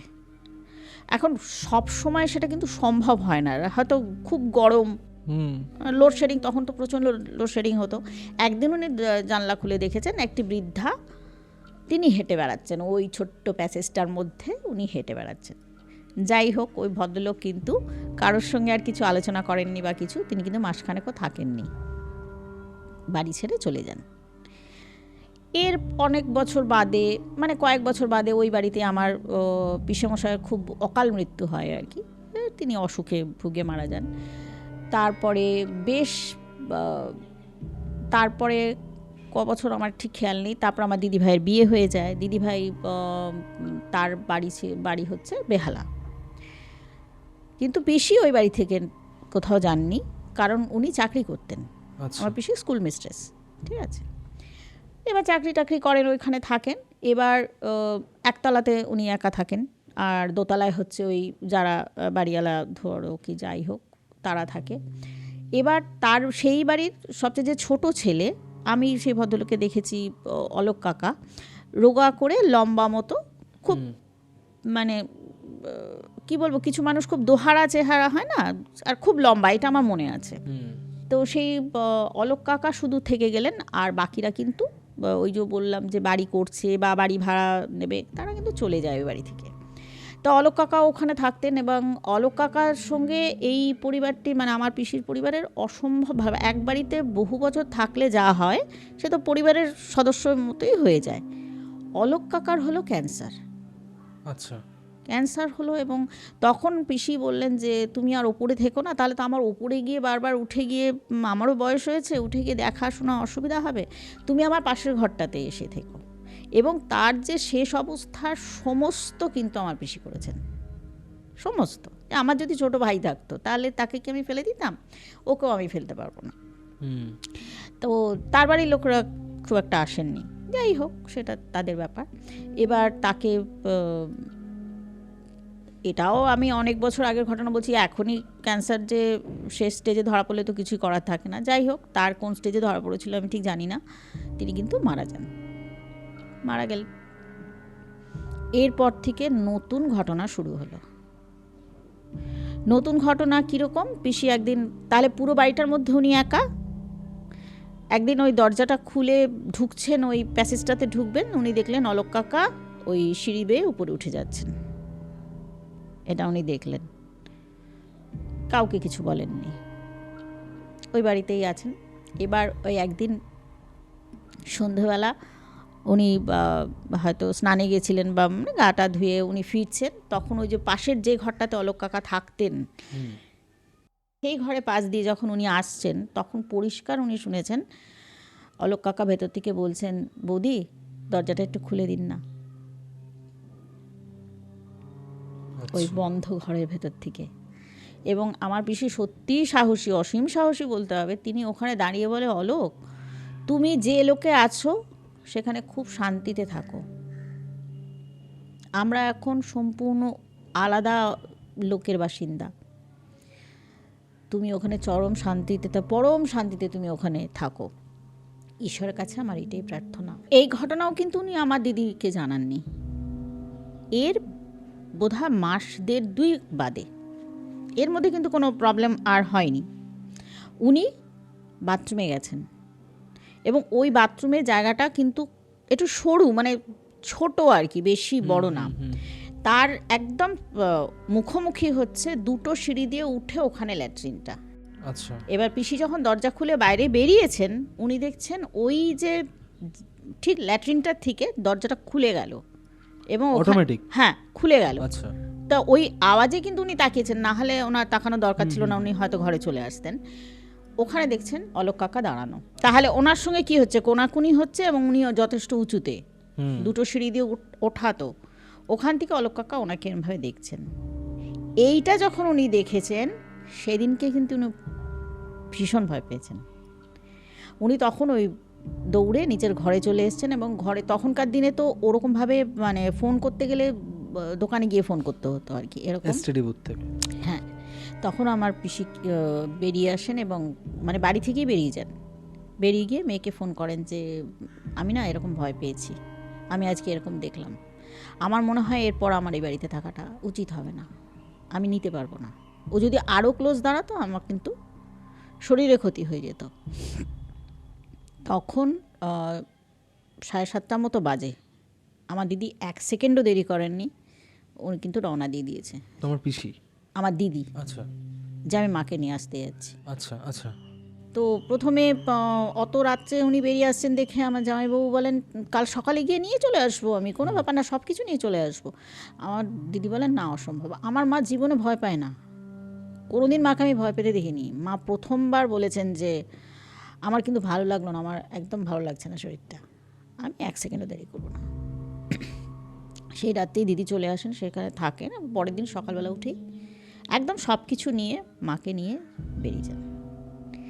তো তার পরবর্তী ক্ষেত্রে যে ওই বাড়িটা কিন্তু বহুদিন, যতদূর আমি শুনেছি যে ওর কিন্তু কোনো বিলি বন্দোবস্ত কিছুই হয়নি আর কি, কোনো সদ্গতি হয়নি, কোনো সদ্গতি হয়নি। তবে রিসেন্ট ঘটনা, মানে এটা আমার দিদিভাইকে ফোন করে জানতে হবে যে কি হলো সেই বাড়ির, আর কোনো খবর ওদেরও জানা আছে কি না আর কি। তো একটা বাড়ি যেটাতে দেখো ওপরে কাদের মৃত্যু হয়েছিল এবং সেটাও খুব প্যাথেটিক মৃত্যু, কারণ যদি এটা হয়ে থাকে যে তারা না খেতে পেয়ে কয়েকজন মানুষ মারা গেছেন, মানে এর চেয়ে তো কষ্ট করার আর কিছু হতেই পারে না, এটা ভীষণই প্যাথেটিক ব্যাপার। এবং তারা কিন্তু ওই জায়গা ছেড়ে তারা যাননি। হ্যাঁ, তার কারণ তুমি যদি দেখো যে মানুষগুলো মারা যাওয়ার আগে বা দেহত্যাগ করার আগে কিন্তু তাদের যে ফিলিংস, মানে তারা হাংরি, তারা ক্ষুধার্ত, তারা তৃষ্ণার্ত, তো এইরকম একটা ফিলিংস নিয়ে মারা গেছে, মানে তাদের আত্মা কতটা তৃপ্ত হতে পারে। ঠিকই ঠিকই, মানে তাদের কোনো আর, এবং হয়তো আত্মীয় স্বজন থাকলে তারা যদি হয়তো কিছু কাজ করলে হয়তো কিছু হতো, তাদের মুক্তি হতো বা কিছু, তারা কিন্তু মুক্তি পাননি। মানে আমরা মানে শাস্ত্র মতে যেগুলো আমরা শুনেছি যে মানুষ মৃত্যুর সময় তার যেরকম চিন্তা ভাবনা থাকে, সে যেটা ফিল করে, তার মৃত্যু পরবর্তী মুহূর্তটা তাকে সেরমভাবেই সাফার করতে হয়। তো একটা মানুষ যার মনের মধ্যে এত যন্ত্রণা, এত কষ্ট, সে ক্ষুধার্ত, তৃষ্ণার্ত, তার মানে আনফুলফিলড ডিজায়ার সব কিছু নিয়ে সে মারা গেছেন। একদমই তাই, তো খুবই সে তো দুঃখজনক। অতৃপ্ত হবেই। হ্যাঁ, বা ধরো অলোক কাকার ব্যাপারে ওনারা তো কাজ করেছিলেন, সবই ঠিক আছে, কিন্তু তাদের বাড়ির কেউ কাজ করেছিল বলে মনে হয় না। তো যাই হোক, তারও তো বিরাট অতৃপ্তি নিয়ে একদমই অল্প বয়সে উনি মারা যান। এবং উনি যে কেন বারবার ফিরে আসছিলেন, এটাও খুব দুঃখজনক। তারও তো বেশি বয়সে মৃত্যু হয়নি আর কি। মানুষ যখন তার নিজের মৃত্যুটাকে অ্যাকসেপ্ট করতে পারে না, তখন তারা বারবার নিজেদের অস্তিত্বটাকে ফিল করানোর জন্য আসে। তো অনেক ঘটনাই তখন আমাদের আশেপাশে ঘটে। ইনফ্যাক্ট তুমি দেখবে যখন বাড়িতে কেউ এক্সপায়ার করে যান বা কেউ মারা যান বা এই পৃথিবীর মায়া ছেড়ে চলে যান, তখন দেখবে বাড়িতে অনেক রকম ঘটনা ঘটে বেশ কিছু দিন। কারণ ওই আত্মাগুলো বা ওই মানুষগুলো বলাই ভালো, ওই মানুষগুলো অ্যাকসেপ্ট করতে পারে না বা তারা বুঝতেই পারে না যে তারা মারা গেছে। কারণ তারা পুরো টোটালি কনফিউজড হয়ে যায়। কারণ তারা তাদের নিজেদের বডিটাকে শুয়ে থাকতে দেখছে। তারা তাদের বন্ধু, তাদের প্রিয়জন, বাড়ির লোকেদের সাথে কথা বলার চেষ্টা করে, কমিউনিকেট করার চেষ্টা করে, বাট কেউ তাদেরকে রেসপন্স করে না। তাই নিজের এক্সিস্টেন্সটাকে ফিল করানোর জন্য তারা নিজেদের সর্বোচ্চ শক্তি প্রয়োগ করে। এটা ফেলে দিচ্ছে, ওটা ফেলে দিচ্ছে, কখনো ধূপের গন্ধ ছড়িয়ে দিচ্ছে। এই ঘটনাগুলো কিন্তু ঘটে, দেখবে। হ্যাঁ, তো সেরকমই মানে। আর এই যাদের কথা তুমি বললে যে মানুষগুলো, তারা এতটা কষ্ট পেয়ে মারা গেছে, ঠিক আছে, মানে আমরা সাধারণত দুবেলা যদি ঠিক মতন খাবার না পাই, আমরা বলি যে পেটে ছুঁচো দৌড়চ্ছে, ঠিক আছে, কুকুর ডন মারছে, রাগ হয়ে যায়। হ্যাঁ মানে হ্যাঁ, খিদে পেলে কি রাগ ওঠে। তো সেই মানুষগুলো মানে যদি না খেতে পেয়ে মারা গিয়ে থাকে, তার মানে কতগুলো দিন তারা না খেয়েছিল। আরে সত্যি কষ্ট। মানে এই ঘটনাটা শুনে না, মানে প্রথমে শুনছিলাম, আমার ভয়ের থেকে বেশি জিনিসটা না ইন্টারেস্টিং লাগছিল যে দেখতে পাচ্ছে প্রত্যেকে, এরকম না যে কোনো পার্টিকুলার মানুষ দেখতে পাচ্ছে, প্রত্যেকে দেখতে পাচ্ছে, কিন্তু একটা মোড়ের পর গিয়ে আর দেখা যাচ্ছে না।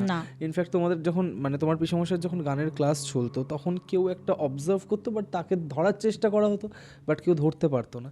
বাট যখন আমি কারণটা জানলাম, আমার খুব খারাপ লাগলো ওই জায়গাটাতে, ঠিক আছে। আমার কেন জানি না মনে হলো এই বাড়িটাতে কি কোনো সমস্যা ছিল, মনে হয় আমার পার্টিকুলার। কারণ দেখো, তুমি যার কথা বুঝিনি ক্যান্সারে মারা গেলেন, ঠিক আছে, মানে তারও তো কোথাও না কোথাও যদি আটকেও গিয়ে থাকেন, সে ওই বাড়িতে স্টাক হয়ে রইল, তার মানে সে ওই বাড়িতে আটকে গেলেন।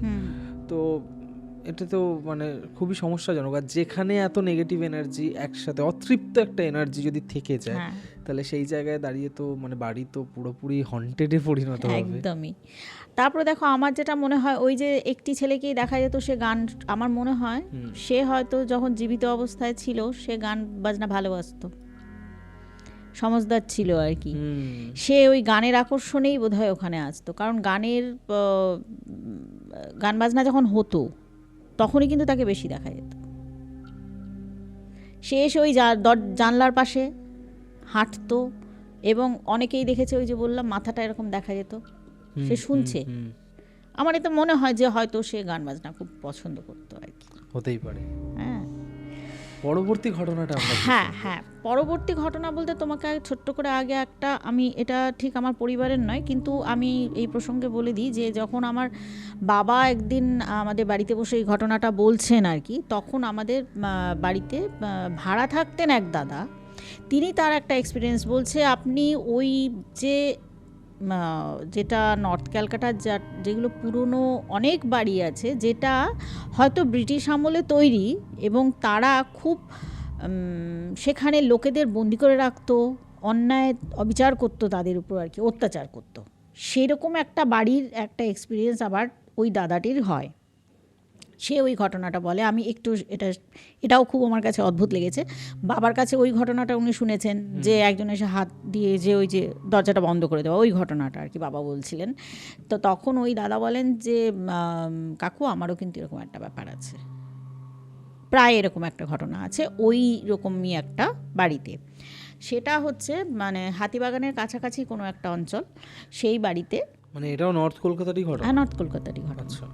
এবার সেখানে 3 তলার ওপরে একটা ঘরের মধ্যে ওনার জামাইবাবু, ছোট জামাইবাবু থাকতেন, এবং ছোট জামাইবাবু ওনাকে ডেকেছে যে শোন, তুই না একটু আয়, আমি ওই বাড়িটা ছেড়ে দিচ্ছি, ওই শিফটিংয়ের একটুখানি মালপত্র একটু টেনে টেনে গাড়িতে ওঠাতে হবে ইত্যাদি। তো উনি গেছেন। দোতলাটা পুরো ফাঁকা, 3 তলায় বহু লোক, ওই ছোট ছোট ঘর আছে আর কি, তারা একটা একটা ঘরে এক একজন বা কোনো জায়গায় দুজন, এরকম করে ওরা থাকে। এবং ঘরটার মধ্যে ওই যা আসবাব ছিল সেটা ওনারা নামিয়ে নিয়েছেন নিচে, গাড়ি ঠাড়ি। আর নিচটা কিন্তু পুরোটাই দোকান, আচ্ছা, নিচে সব কটাই দোকান, ঠিক আছে। এবং চালু একটা রাস্তার ওপরে, যে কোনো একটা বড় রাস্তার উপরে, এটা কিন্তু খুব মানে বাইলেন বা ওই রকম কিছু না, কিন্তু আচ্ছা, একেবারে বড় রাস্তা, সেখান দিয়ে গাড়ি যায়। তো সেই রকম একটা কিছু একটা ওই 3 তলার ঘরে ফেলে এসছেন ওর ওই জামাইবাবু। বলেছে, এ মা, আমি বোধহয় ওই মেন ব্যাগটা ফেলে এসেছি রে, দেয়ালেই টানানো রয়ে গেছে, একটু জানা বাবা, আবার যা একটু 3 তলায় গিয়ে নিয়ে আয়। এবার ওই দাদাটাও দৌড়েছেন, দৌড়ে উঠছে। দোতলাটা কিন্তু পুরোটাই অন্ধকার, সব ঘর অন্ধকার।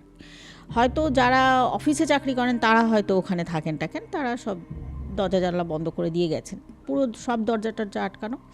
আর সিঁড়িটাও অন্ধকার, সেখান দিয়ে উনি উঠে গেছেন ওপরে 3 তলায় গিয়ে। দরজাটা তো বাইরে দিয়ে শিকল দেওয়া ছিল, একদম পুরোনো আমলের বাড়ি, মোটা কাঠের দরজা।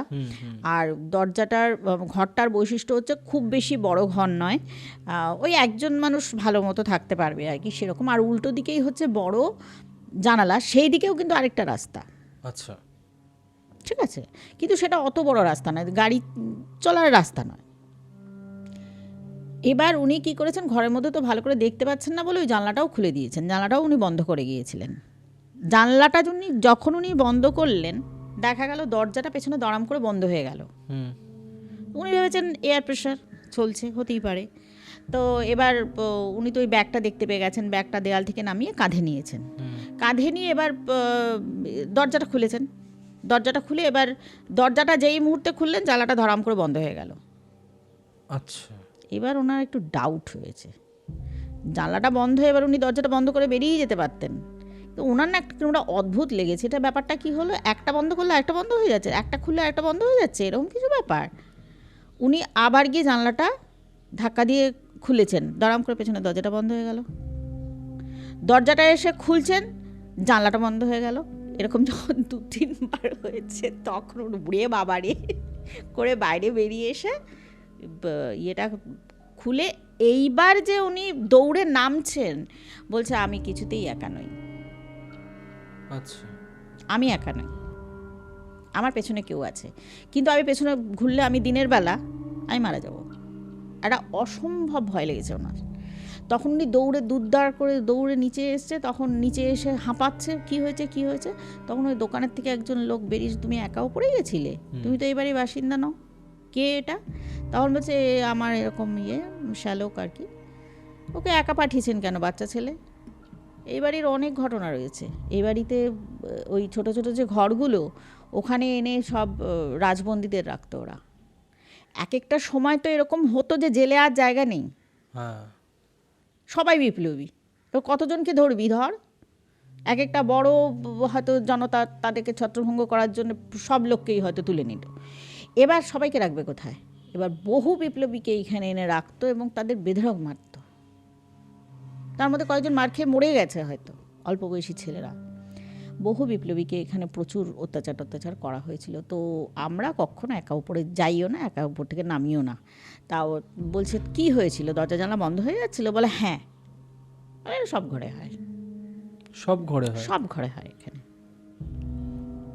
তুমি একসাথে দুটো বন্ধ করতে পারবে না, একসাথে দুটো খুলতেও পারবে না। একটা খুললে একটা বন্ধ হয়ে যাবে, আরেকটা বন্ধ হলে আরেকটা খুলে যাবে। তো এটা উনি বললেন আর কি, যে কাকু আমার সঙ্গে কিন্তু এই জিনিসটা হয়েছিল। তো এটা একদমই, এটা আমার ঠিক ফ্যামিলির নয়, কিন্তু আমার বাড়িতে বসেই শোনা আর কি। এবার আমি যে ঘটনাটা বলবো, সেটা কিন্তু একদমই আমাদের ওই কিছু উত্তর না মেলা একটা জটিল অঙ্ক বলতে পারো আর কি। জটিল বলবো না, সেটাতে আমরা খুব বেনিফিটেড হয়েছিলাম, আমার পরিবার খুবই বেনিফিটেড হয়েছিল। সেটা হচ্ছে, ধরো আজ থেকে আমার হয়তো 8 পুরুষ আগে ঘটনা বলছি। আমার বাপের বাড়ি মুখার্জি। তো সেই মুখার্জি বাবু আর কি, তিনি পড়াশোনা করেছেন, কিন্তু তার খুব অল্প বয়সে অনেকে মারা যান, মানে বাড়িতে সেরকম দেখাশোনার কেউ ছিল না। তাকে একজন প্রস্তাব দেন যে, তখনকার দিনে এইসব তো কুলিন টুলিনের ব্যাপার ছিল, কুলিন ব্রাহ্মণের মেয়েদেরকে বিয়ে না দিতে পারলে কিন্তু তাদের জাত চলে যেত। আচ্ছা। এইসব অনেক কুপ্রথা তো ছিল, ভয়ঙ্কর ভয়ঙ্কর প্রথা ছিল। তো একজন ভদ্রলোক তাকে বলেন আর কি যে তুমি আমার একটি আমার বড় মেয়েটি এবং ছোট মেয়েটি দুজনকেই তোমার সঙ্গে বিয়ে দেবো, আর তোমাকে আমি পুরো লাইফে সেটেল করে দেবো, আচ্ছা। জমি দেব, মানে বাড়ি ঘর সব দেব, জমি জায়গা পুরো আমার, আর কিন্তু ছেলে টেলে কেউ নেই, কিন্তু আমি বিয়ে দিতে পারছি না। হুম। বড় মেয়ে হয়তো তখন তার 15-16 বছর বয়স, কি আরেকটু বেশি হবে, আর ছোটজন কিন্তু আরও ছোট। তা যাই হোক, উনি সেই প্রস্তাবে রাজি হন এবং বিয়ে করেন, এবং তারপর কিন্তু তিনি গুছিয়ে সংসার করতে থাকেন। ওই বড়জন যে, তিনি কিন্তু অতি বুদ্ধিমতী এবং তার সাংসারিক বুদ্ধি প্রবল ছিল। তাদের মা ছিল না, যার ফলে সে খুব বুদ্ধিমতী এবং একদম সমস্ত কোথায় কি জমিতে কি চাষ হবে না হবে সে সব কিছুই সব মানে হাজব্যান্ডকে বুঝিয়ে দিত যে এটা এইভাবে হবে। তো যাই হোক, আর ছোটো বোন সে যেহেতু দিদির তার বড় যা আর কি, বা যা তো নয়, ওটাকে বলে সতীন। হ্যাঁ, তা সে খুব আরামে রয়েছে, ছোটো বোনকে সে খুব আদর আহ্লাদে রাখে। একদিন ছোট বউ ওই স্নান করতে গেছিলো, এবং এই ঘটনার না সত্যি মানে আমি এতবার শুনেছি, এর কোনো ব্যাখ্যা নেই আর কি। তো সে দেখা গেল দৌড়ে বাড়ি চলে এসে বলল, দিদি আমার সাথে একটা অদ্ভুত ঘটনা ঘটলো, আমি কি করব বুঝতে পারছি না, আমার ভয় লেগেছে। বলছে কী ব্যাপার? বলছে আমি না স্নান করতে গেছি, আমার পায়ে একটা কিছু লেগেছে, একটা শক্ত মতো একটা কিছু, যেই আমার তার গায়ে সেই জিনিসটাতে আমার পা লাগলো, সে পরিষ্কার আমাকে বলল আমাকে নাও, নাও, আমাকে নাও। আচ্ছা। আরও ভয় পেয়ে গেছে। 12-13 বছরের মেয়ে, সে তো দৌড়ে বাড়ি চলে এসেছে। তখন তার দিদি বলছে, শোনো, যদি আরেকবার এরকম হয় তাহলে তুই বলবি যে তোমাকে আমি নেব, যদি আমার বাপের কুল বা আমার শ্বশুর কুল কারোর কোনো ক্ষতি না হয়, পৃথিবীর পক্ষে যদি তুমি অমঙ্গলের কিছু না হও, তুমি যদি মঙ্গলময় হও, তুমি এসো, আমি তোমায় নেব। বলে এতগুলো কথা গুছিয়ে বলবে? হ্যাঁ, তুই এতগুলো কথাই বলবি, তারপর আমায় ডাকবি। ঠিক আছে। পরের দিন আবার গেছে, আবার সেই সন্ধ্যাবেলা যেই ডুব দিতে গেছে দেখছে ওর পায়ের মধ্যে একটা কিছু লাগছে, এবং সে আবার বলেছে আমাকে নাও। তখন দিদি যা যা শিখিয়ে দিয়েছে, সত্যি এরকম হয়েছিল? একদম এই ঘটনাটা ঘটেছে। আচ্ছা। একদম এই ঘটনা, মানে তার যে কি বলবো, পরবর্তী আমি বলছি তাহলে ভালো বুঝতে পারবে, যে তখন ওর পায়ে যখন এই জিনিসটা লাগে, তখন ও বলেছে, দিদি যা শিখিয়ে দিয়েছে তাই বলেছে, তখন ও পায়ের মধ্যে দেখছে ঠান্ডা ঠান্ডা একটা কিছু লাগছে। আচ্ছা। তখন আবার দৌড় দিয়েছে বাড়িতে, দিদি তুমি এসো, এটা একটা কি। সে কিন্তু একটা ওই জিনিস খোঁড়বার জিনিস নিয়ে গেছে, কিছু একটা খুরপি টুরপি কিছু একটা নিয়ে গেছে, এবং তারা দুজনে অক্লান্ত পরিশ্রম করে যে জিনিসটা তুলে নিয়ে আসে সেটা হচ্ছে একটা ঘড়া, কলসি। ঠিক আছে, পিতলের কলসি, এবং তার গায়ে একদম শ্যাওলা পড়ে গেছে। এবার ওরা নিয়ে এসে সেটাকে মেজে টেজে, কিন্তু মুখটা এমনভাবে আটকানো যে দুই বোন কিন্তু সেটা টানাটানি করে খুলতে পারেনি, অনেক কিছু দিয়ে চেষ্টা করেছে, খুলতে পারেনি। রাত্রেবেলা যখন তাদের স্বামী ফিরে এসছেন, তখন তাকে বলেছে যে দেখো এই জিনিসটা আমরা পেয়েছি, এবং সে শাবল ঠাবল দিয়ে কিছু একটা করে টোরে খুলে যখন দেখেছে, ভেতরে হচ্ছে মোহর, সোনার মোহর। সোনার মোহর। ও, এবং সেই সোনার মোহর কিন্তু আমি চোখে দেখেছি।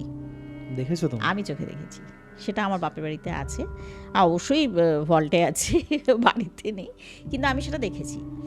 এবং আমার ঠাকুমা যেটা দেখেছেন সেটা হচ্ছে যে ওই কলসিটাকে পুজো করা হতো, একদম ইয়েতে বসিয়ে পুজো করা হতো, এবং গায়ে যে সবজে একটা কিছু ছিল, শ্যাওলা যে জন্মেছিল আর কি, একটা পিতলের, মানে তার কোনো কেমিক্যাল রিয়াকশান হয়েছিল, পুরোটা পিতল বোঝা যেত, কিছু কিছু জায়গা দেখলে বোঝা যেত যে এটা পিতল, কিন্তু ওইটা কিন্তু ওরা কোনো অবস্থাতেই প্রজন্মের পর প্রজন্ম ওই লক্ষ্মী পুজোর আগে ওটা নামিয়ে ভালো করে মাজা টাজা হতো, কিছুই হয়নি, ওই সবুজ রঙ কিন্তু ওটা যায়নি। তাতে আমার ঠাকুমা বলতেন যে ওটা বোঝাই যায় যে ওটা বহু যুগ জলের তলায় ছিল।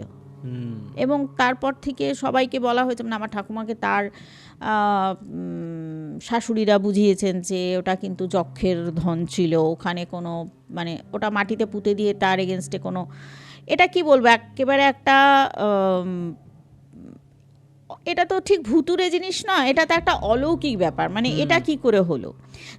আর তারপর থেকে যথারীতি আমাদের পরিবার একদম সেই সমৃদ্ধশালী হয়ে উঠলো। দিয়ে একেবারে খুবই হয়েছিল। এবং ওই বিয়েতে মেয়েদেরকে একটা করে দিয়ে দেওয়া হতো, ছেলেদের বিয়ে হলে বৌমাকে একটা করে দেওয়া হতো আর কি, সেই রকমভাবে কিন্তু এখনও সেটা আমাদের বাড়িতে রয়েছে। একটা আমার ঠাকুমা যেটা পেয়েছিলেন আর কি, সেটা আমার বাবা বড় ছেলে, তার ছেলে, এরকমভাবে কিন্তু সেটা পারিবারিক সম্পত্তি, এবং সেটাকে খুব কি বলবো মানে লক্ষ্মী বলেই ধরা হয় আর কি। তারপর তাদের অবস্থা ফুলে ফেপে ওঠে। তা যাই হোক, খুব ভালো, এরকম পেলে তো মন্দ হয় না আর কি ব্যাপারটা। হ্যাঁ, ভালোই হয়েছিল ব্যাপারটা। এই ঘটনাটা অদ্ভুত, এটা খুব অদ্ভুত। হ্যাঁ মানে আমি ওটা শুনে বেশ অবাক হয়েছিলাম যে কেউ বলছে যে আমাকে হ্যাঁ, নাও, এইটা কিন্তু মারাত্মক। মানে এটা কি করে পসিবল? এইটা কি করে বিয়ে ভগবান জানে। বা এটা তো মানে যেহেতু আমাদের পরিবারে অনেক জেনারেশনে এই ঘটনাটা এসছে আর কি, এবং আমরাও শুনেছি, এবং আমার ঠাকুমা দেখিয়েছেন যে এইটা হচ্ছে সেই মোহর। দেখো, আমার তো ধারণা যে মোহরটাও যে অনেক দিন, জল কি ওর ভেতর ঢুকেছিল কিনা জানি না, মানে সোনা কিন্তু একটু কালচে, মানে আমরা যে সোনাটা ঠিক পলিশ করা, তো মানে ওগুলো কিন্তু কেউ আর ওটাকে কেউ কিছু করেনি। একটা সময় গেছে যে ওই সোনা বিক্রি হয়েছে, যারা প্রথম জেনারেশন যারা পেয়েছিল তারা তো অবভিয়াসলি সেটা বিক্রি করেছে, নানা কাজে লাগিয়েছে, অনেক বাড়ি ছাড়ি বিরাট বাড়ি ছিল সেই বাড়িতে। পরবর্তীকালে মানে আমার ঠাকুরদারা 5 ভাই, তার জ্যাঠদারা 6 ভাই, একজন খুঁড়তো, মানে 12 ভাই এক বাড়িতে থাকতো, তাদের ফ্যামিলি, তাদের আগের পরের জেনারেশন। তাহলে ভেবে দেখো, মানে এক একটা বেলায় হয়তো 60 জনের রান্না হতো, মানে 120 জনের রান্না দুবেলায় হতো। তাহলে বুঝতে পারছো সেটা মানে কি একটা এলাহি ব্যাপার আর কি, এরকম হতো। তা যাই হোক, মানে তার পেছনে এটাই আসল কারণ। আচ্ছা, অর্থটা কিন্তু তারপর অনেক ভাগ হয়েছে, কিন্তু এটাকে খুব লক্ষ্মী বলে ধরা হয় আর কি। আমূল পরিবর্তন হয়ে গেল একটা, মানে পটভূমি পরিবর্তন একেবারে, ঠিক আছে, একটা ফ্যামিলির পুরো জেনারেশনাল ওয়েলথ চেঞ্জ হয়ে গেল। একদম একদম। খুব সাধারণ চাষির চাষবাস করে সেই জীবন থেকে একেবারে দেখা গেল তারা একেবারে ল্যাভিশলি থাকছে, তাদের সব কিছুই প্রচুর প্রচুর হয়ে গেল ব্যাপারটা। তো ভালোই, আমাদের ছোটোবেলা থেকে আমি ঘটনার যাই হয়ে থাক সোনাটা তা পাওয়া গেছিলো, এটাও তো একটা অলৌকিক ব্যাপার। হ্যাঁ, উনি কি শুনেছিলেন বা কি করেছিলেন আমি সেই তর্কে যাচ্ছি না, কারণ অনেকেই বলবে যে না হয়তো সেরকম কিছু না, বা কিন্তু তাই যাই হোক এটা পাওয়া গেছিলো। এইটা আমাদের কাছে এইটা সবচেয়ে আনন্দের বিষয়, এটা পাওয়া গেছিলো। এটা তো জলজান্ত উদাহরণ। হ্যাঁ, একদম একদম, আমি দেখেছি, নিজে দেখেছি যে জিনিসটা আছে। তো এইরকম কিছু ঘটনা। আরেকটি যেটি ঘটনা, সেটা খুব দুঃখজনক ঘটনা, সেটা আমাদের পরিবারের পক্ষে খুব দুঃখজনক ঘটনা। সেটা হচ্ছে আমার ঠাকুরদার কাকা, এই যে আমি বললাম যে তখন বিক্রমপুরের 16 ঘর গ্রামে ওদের বড় বাড়ি ছিল, মুখার্জি ফ্যামিলির বড় বাড়ি ছিল, এবং তখন কিন্তু ওই মানে তার পরের জেনারেশনে, ওই যে বললাম 12 জন, তার আগের জেনারেশনের কথা বলছি, সেই বাবার যে কাকা, তিনি তখন 21 বছর কি 22 বছর হবে তার বয়স, তিনি ঢাকাতে থাকতেন। আচ্ছা। আর বাড়ির পাশে খুব কাছেই ছিল খাল, এবং তখন জলপথে যাতায়াতটা কিন্তু খুব চালু জিনিস, খুব চালু আর কি ব্যাপারটা। এবং আমাদের বাড়িতে শুনেছি আমাদের নির্দিষ্ট একটা নৌকো ছিল, কিন্তু তার মাঝে মাঝে পাল্টে যেত। তো যাই হোক, তো সেই নৌকো গেল যে তাকে আনতে। বেসিক্যালি তখনকার দিনে কিন্তু মানে বিভিন্ন ওই অ্যানিমেটেড গল্পতেও দেখেছি যে এই নদী পারাপার করেই কিন্তু নৌকার সাহায্যেই নদী পারাপার করে বাণিজ্য বা ব্যবসা করা হতো, মানে শহরে যাওয়া হতো। জল পরিবহন কিন্তু একটা বিরাট বড় ব্যাপার ছিল। হ্যাঁ, নাহলে হয়তো এই কলকাতা আবিষ্কারই হতো না যদি জল পরিবহন এরকম না, বা ভারতই হয়তো আবিষ্কার হতো না, তাই না? বাণিজ্য করতে গিয়েই তো এগুলো ওরা আবিষ্কার করেছে। তো এবার যেটা ঘটনাটা হলো যে উনি যখন ফিরতে কিন্তু সন্ধ্যা হয়ে গেল, এবং ওখানকার যে ভৌগোলিক যে পরিবেশ সেটা একটু অন্যরকম। সেটা হচ্ছে মানে আমরা ঠিক এই ধরনের জিনিস দেখিনি। সেটা হচ্ছে যে খালের যে দুপাশে ওটা কিন্তু অনেকটা ম্যানগ্রোভ অরণ্যের মতো, এবং সেই গাছগুলো না খালের উপরে ঝুঁকে পড়েছে দুপাশ দিয়েই। আচ্ছা। যার ফলে তুমি অনেক জায়গায় আছে যেখানে তুমি আকাশ দেখতে পাবে না, সেই ক্যানোপির মতো হয়ে গেছে কি, দুপাশ দিয়েই গাছ এসে ওপরটা ঘিরে ফেলেছে, এত বড় বড় গাছ। তো সেখান দিয়ে যখন আসছে ওই আমার ঠাকুরদার যে কাকা, তিনি কি করেছেন, যেদিক দিয়ে আসছেন ওই দিকেই মুখ করে বসা, কিন্তু সেটা মিডলে বসা, এবং তার সামনে হচ্ছে একটা বড় ট্রাঙ্ক। উনি সম্ভবত পুজোর ছুটিতে আসছিলেন এবং সবার জন্য উপহার নিয়ে আসছিলেন, বাড়ির ছোট বড় সবার জন্য। আর পেছনে হচ্ছে মাঝি, তো তিনি কিন্তু ইসলাম ধর্মাবলম্বী, আগেই বলে রাখছি, যে মাঝি। কেন বলছি সেটা পরে বুঝতে পারবে। এবার ওই রকম যখন একটা গাছের তলা দিয়ে যখন ওনারা আসছেন, তখন কিন্তু আর আধ ঘন্টার রাস্তা বাকি রয়েছে বাড়ি আসতে। সেই জায়গাটায় এসে হঠাৎ দুজনেই বুঝেছেন গাছ থেকে ধুপুস করে একটা কিছু পড়ল। কোথায়? জলে? না, নৌকোতে। নৌকায়? এবং নৌকোর যে সামনেটা, সে তো যে অ্যাঙ্গেলে ছিল সেখান থেকে যদি ভারী জিনিস পড়ে দেবে গেল। ওনার সামনেই দেখা গেল, উনি দেখতে পাচ্ছেন যেখানে এতক্ষণ অবধি যে অ্যাঙ্গেলে নৌকোর মাথাটা ছিল সেটা কিন্তু দেবে গেল, মানে ওপাশে কেউ বসেছে, কিছু একটা বসেছে, কিন্তু উনি তো তাকে দেখতে পাচ্ছেন না। উনি অসম্ভব ভয় পেয়ে যান। তখন উনি আস্তে খুব গলা খুব ইয়ে করে বলেছে, চাচা এটা কি? খুব আস্তে বলেছেন। তখন পেছন থেকে ওই ভদ্রলোক বলছে, গায়ত্রী মন্ত্র জপ করেন। আচ্ছা, মুসলিম লোকটাই বলছে। এবার সেও কিন্তু তার একটা কোনো কিছু তিনি কিন্তু পাঠ করতে শুরু করেছেন। আচ্ছা, ঠিক আছে। উনি কিন্তু আদৌ ওই পাঠ করতে পেরেছেন কি পারেননি আমরা জানি না। ওকে। উনি খালি কেঁপেছেন, থরথর করে উনি কাঁপছেন। উনি দেখতে পেয়েছিলেন? উনি কিচ্ছু দেখতে পাননি, শুধু দেখেছেন যে সামনেটা দেবে গেল, এবং পরিষ্কার উনি বুঝতে পারছেন, ফিল করতে পারছেন কেউ আছে ওখানে, কিন্তু সেটা যে কি সেটা তো উনি ওনার আইডিয়ার বাইরে। আচ্ছা, ঠিক আছে। এবং পেছনে ওই তিনি কিন্তু কিছু পাঠ করে যাচ্ছেন, সেটা একটু জোরেই। ঠিক আছে। এবার বারবার বলছে গায়ত্রী মন্ত্র জপ করেন, গায়ত্রী মন্ত্র, কর্তা গায়ত্রী মন্ত্র জপ করেন। এটা কিন্তু বারবার উনি বলছেন, কিন্তু খুব জোরে নয়, আস্তে আস্তেই বলছে।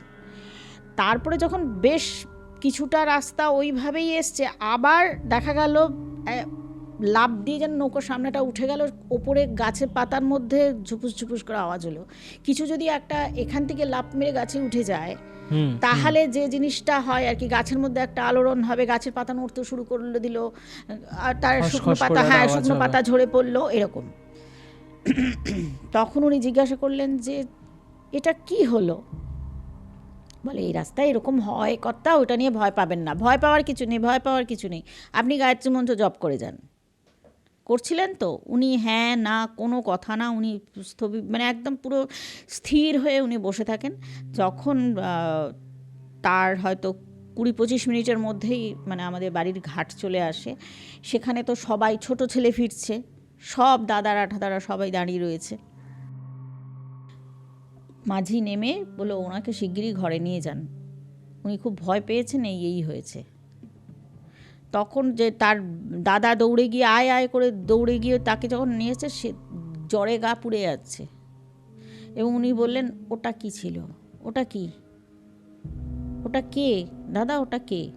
বললো আমি দেখছি, তুই আয় ঘরে আয় করে নিয়ে এসছে। তো এবার তো মানে ধুম জ্বর চলে আসলো। তখনকার দিনে ওরকমভাবে দুম করে চাইলে বরফ পাওয়া যেত না।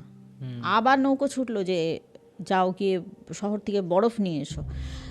ডাক্তাররা বললো এর কিন্তু ভীষণ বাজে অবস্থা, পালস রেট প্রচণ্ড হাই হয়ে গেল। তখনকার দিনে এই জিনিসগুলো তো ওরা তো এতটাই ভয় পেয়ে গেছিলো। এবং তারপরে বোধহয় একবার কি দুবার ওনার জ্ঞান ফিরেছিল।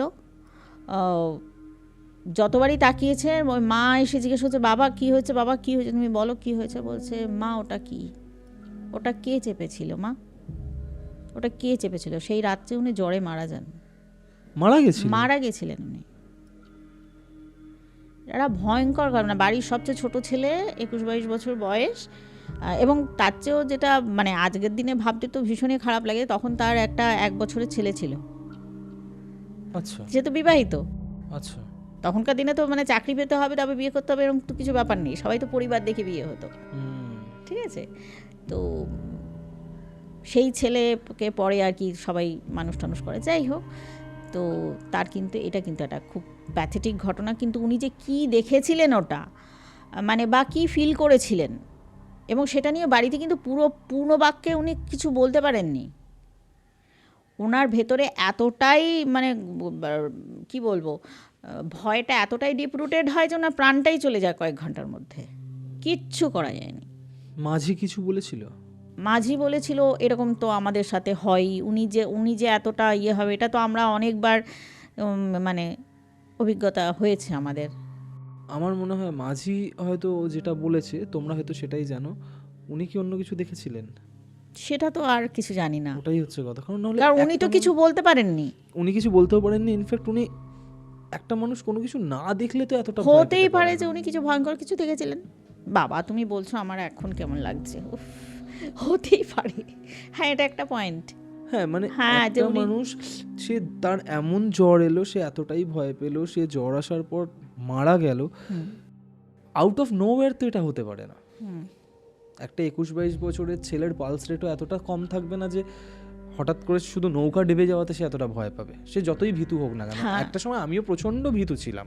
আমরা সবাই হ্যাঁ, ভীতু, সেটা মানে এখন এত ঘটনা শুনেছি, এতই ফিল্ড নিয়ে রিসার্চ করতে করতে হয়তো সেই ভয়টা এখন আর নেই, বাট আমিও প্রচুর ভীতু ছিলাম। বাট আমি এটুকু তো বলতেই পারি যে এরম সিচুয়েশনে অন্তত আমার এরম অবস্থা হবে না। হয়তো মাঝি পেছন ঘুরেছিল, তাদের সাথে হয়তো আকছার এরকম ঘটনা ঘটে, হ্যাঁ, তাই তার মনে হয়েছে যে শুধু ডেবে গেছিল। বাট আমার মনে হয় তোমার মানে ওটা কে ছিলেন তুমি? আমার ঠাকুরদার কাকা। তো তোমার ঠাকুরদার যিনি কাকা ছিলেন তিনি হয়তো এমন কিছু দেখেছিলেন যেটা তার দেখা উচিত ছিল না, যেটা হয়তো এবং মাঝিও সেটা হতে দেখেননি। পারে, হতে পারে। তুমি যে বলছো এটা আমি সত্যি ভেবে দেখিনি, যে তিনি হয়তো কিছু দেখেছিলেন যার ফলে উনি কোনো, এবং ওনাকে যখন নামিয়ে নিয়ে এসছে বা কিছু, ওই যে উনি একটাই কথা বলছে, ওটা কি ওটা কে ছিল। হ্যাঁ, এটা হতে পারে, ওটা কে ছিল বলেছেন কিন্তু উনি, হ্যাঁ। রাইট। তাই তো, এটা তো আমার মাথায় আসেনি কখনো। ওটা কে ছিল হতেই তো আমি পারে, ওটাই উনি কোনো ভাবছিলাম। শরীর কিছু দেখেছেন, শরীর হোক বা কোনো আকৃতি হোক, কিছু তো কিছু একটা একটা দেখেছিলেন দেখেছেন। যেটা উনি সহ্য করতে পারেননি। হয়তো অনেকক্ষণ ধরে কনস্ট্যান্টলি দেখেছেন উনি, কারণ নৌকা বেশ কিছুক্ষণ চলার পরে ওটা উঠে গেছে। উনি অনেকক্ষণ ধরে দেখেছিলেন, যেই কারণেই কিন্তু উনি ফ্রিজ হয়েছিলেন রীতিমতো। একদম। হয়তো নৌকার মধ্যে ওনার সাথে এমন কোনো ঘটনা ঘটতে পারে যেই ঘটনাটা উনি আর এক্সপ্লেন আর করতে পারেন, কিছুই বলতে পারেননি, কিছুই বলতে পারেননি উনি। কিছুই বলতে পারেননি। এটা সাংঘাতিক। বাবা, ভয়ঙ্কর এটা। হ্যাঁ, মানে কিছু বলারই নেই এই জায়গায় না। দাঁড়িয়ে। মানে সিরিয়াসলি কত কিছু ঘটে। হ্যাঁ, সত্যিই তাই। কত এটা একটা কিছু ঘটে। অদ্ভুত ঘটনা, যেটার মানে কোনো ধরনের কোনো ব্যাখ্যা, কোনো ক্লু, তাকে যে তার দাদারা, তার ডাক্তাররা অনেক প্রশ্ন করেছে, কিন্তু সে যতক্ষণ তার জ্ঞান ছিল সে ফ্যাল করে তাকিয়েছিল, তারপরে একদম একদম অজ্ঞান হয়ে গেছিল। আর শেষে তো আমার মনে হয় কোমাটোমায় চলে গিয়েছিল, যে তার আর কোনো ইয়েই ছিল না। ডাক্তাররা প্রথমেই রুগী ধরেই বলেছে বরফ দিতে হবে, তখনকার দিনে হয়তো ওইটাই একমাত্র চিকিৎসা ছিল, জ্বরে বরফ দিতে হবে। বরফ দিতে হবে। তার মানে সেই টেম্পারেচারটা ভেবে দেখো, মানে তারা বুঝতে পারছে যে কিছু করার নেই, কিছু করার নেই। কিন্তু বরফ আনতে আনতে, কিন্তু বরফ এসে পৌঁছতে তিনি নেই।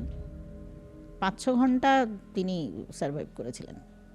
হতেই পারে যে তিনি একটা ভয়ঙ্কর কিছু দেখেছিলেন, মুভমেন্টের জন্য আমার মনে হয় না এই জিনিসটা হবে। অস্বাভাবিক একটা কিছু দেখেছিলেন আর কি, যেটা ওনার মানে ওনার এক্সপেকটেশনস বা ওনার চিন্তা ভাবনার বাইরে ছিল। হ্যাঁ, বিচার বুদ্ধি সব অফ হয়ে গেছিল আর কি, যে ওটা এমন ভয়ঙ্কর কিছু হতেই পারে, উনি কি দেখেছেন।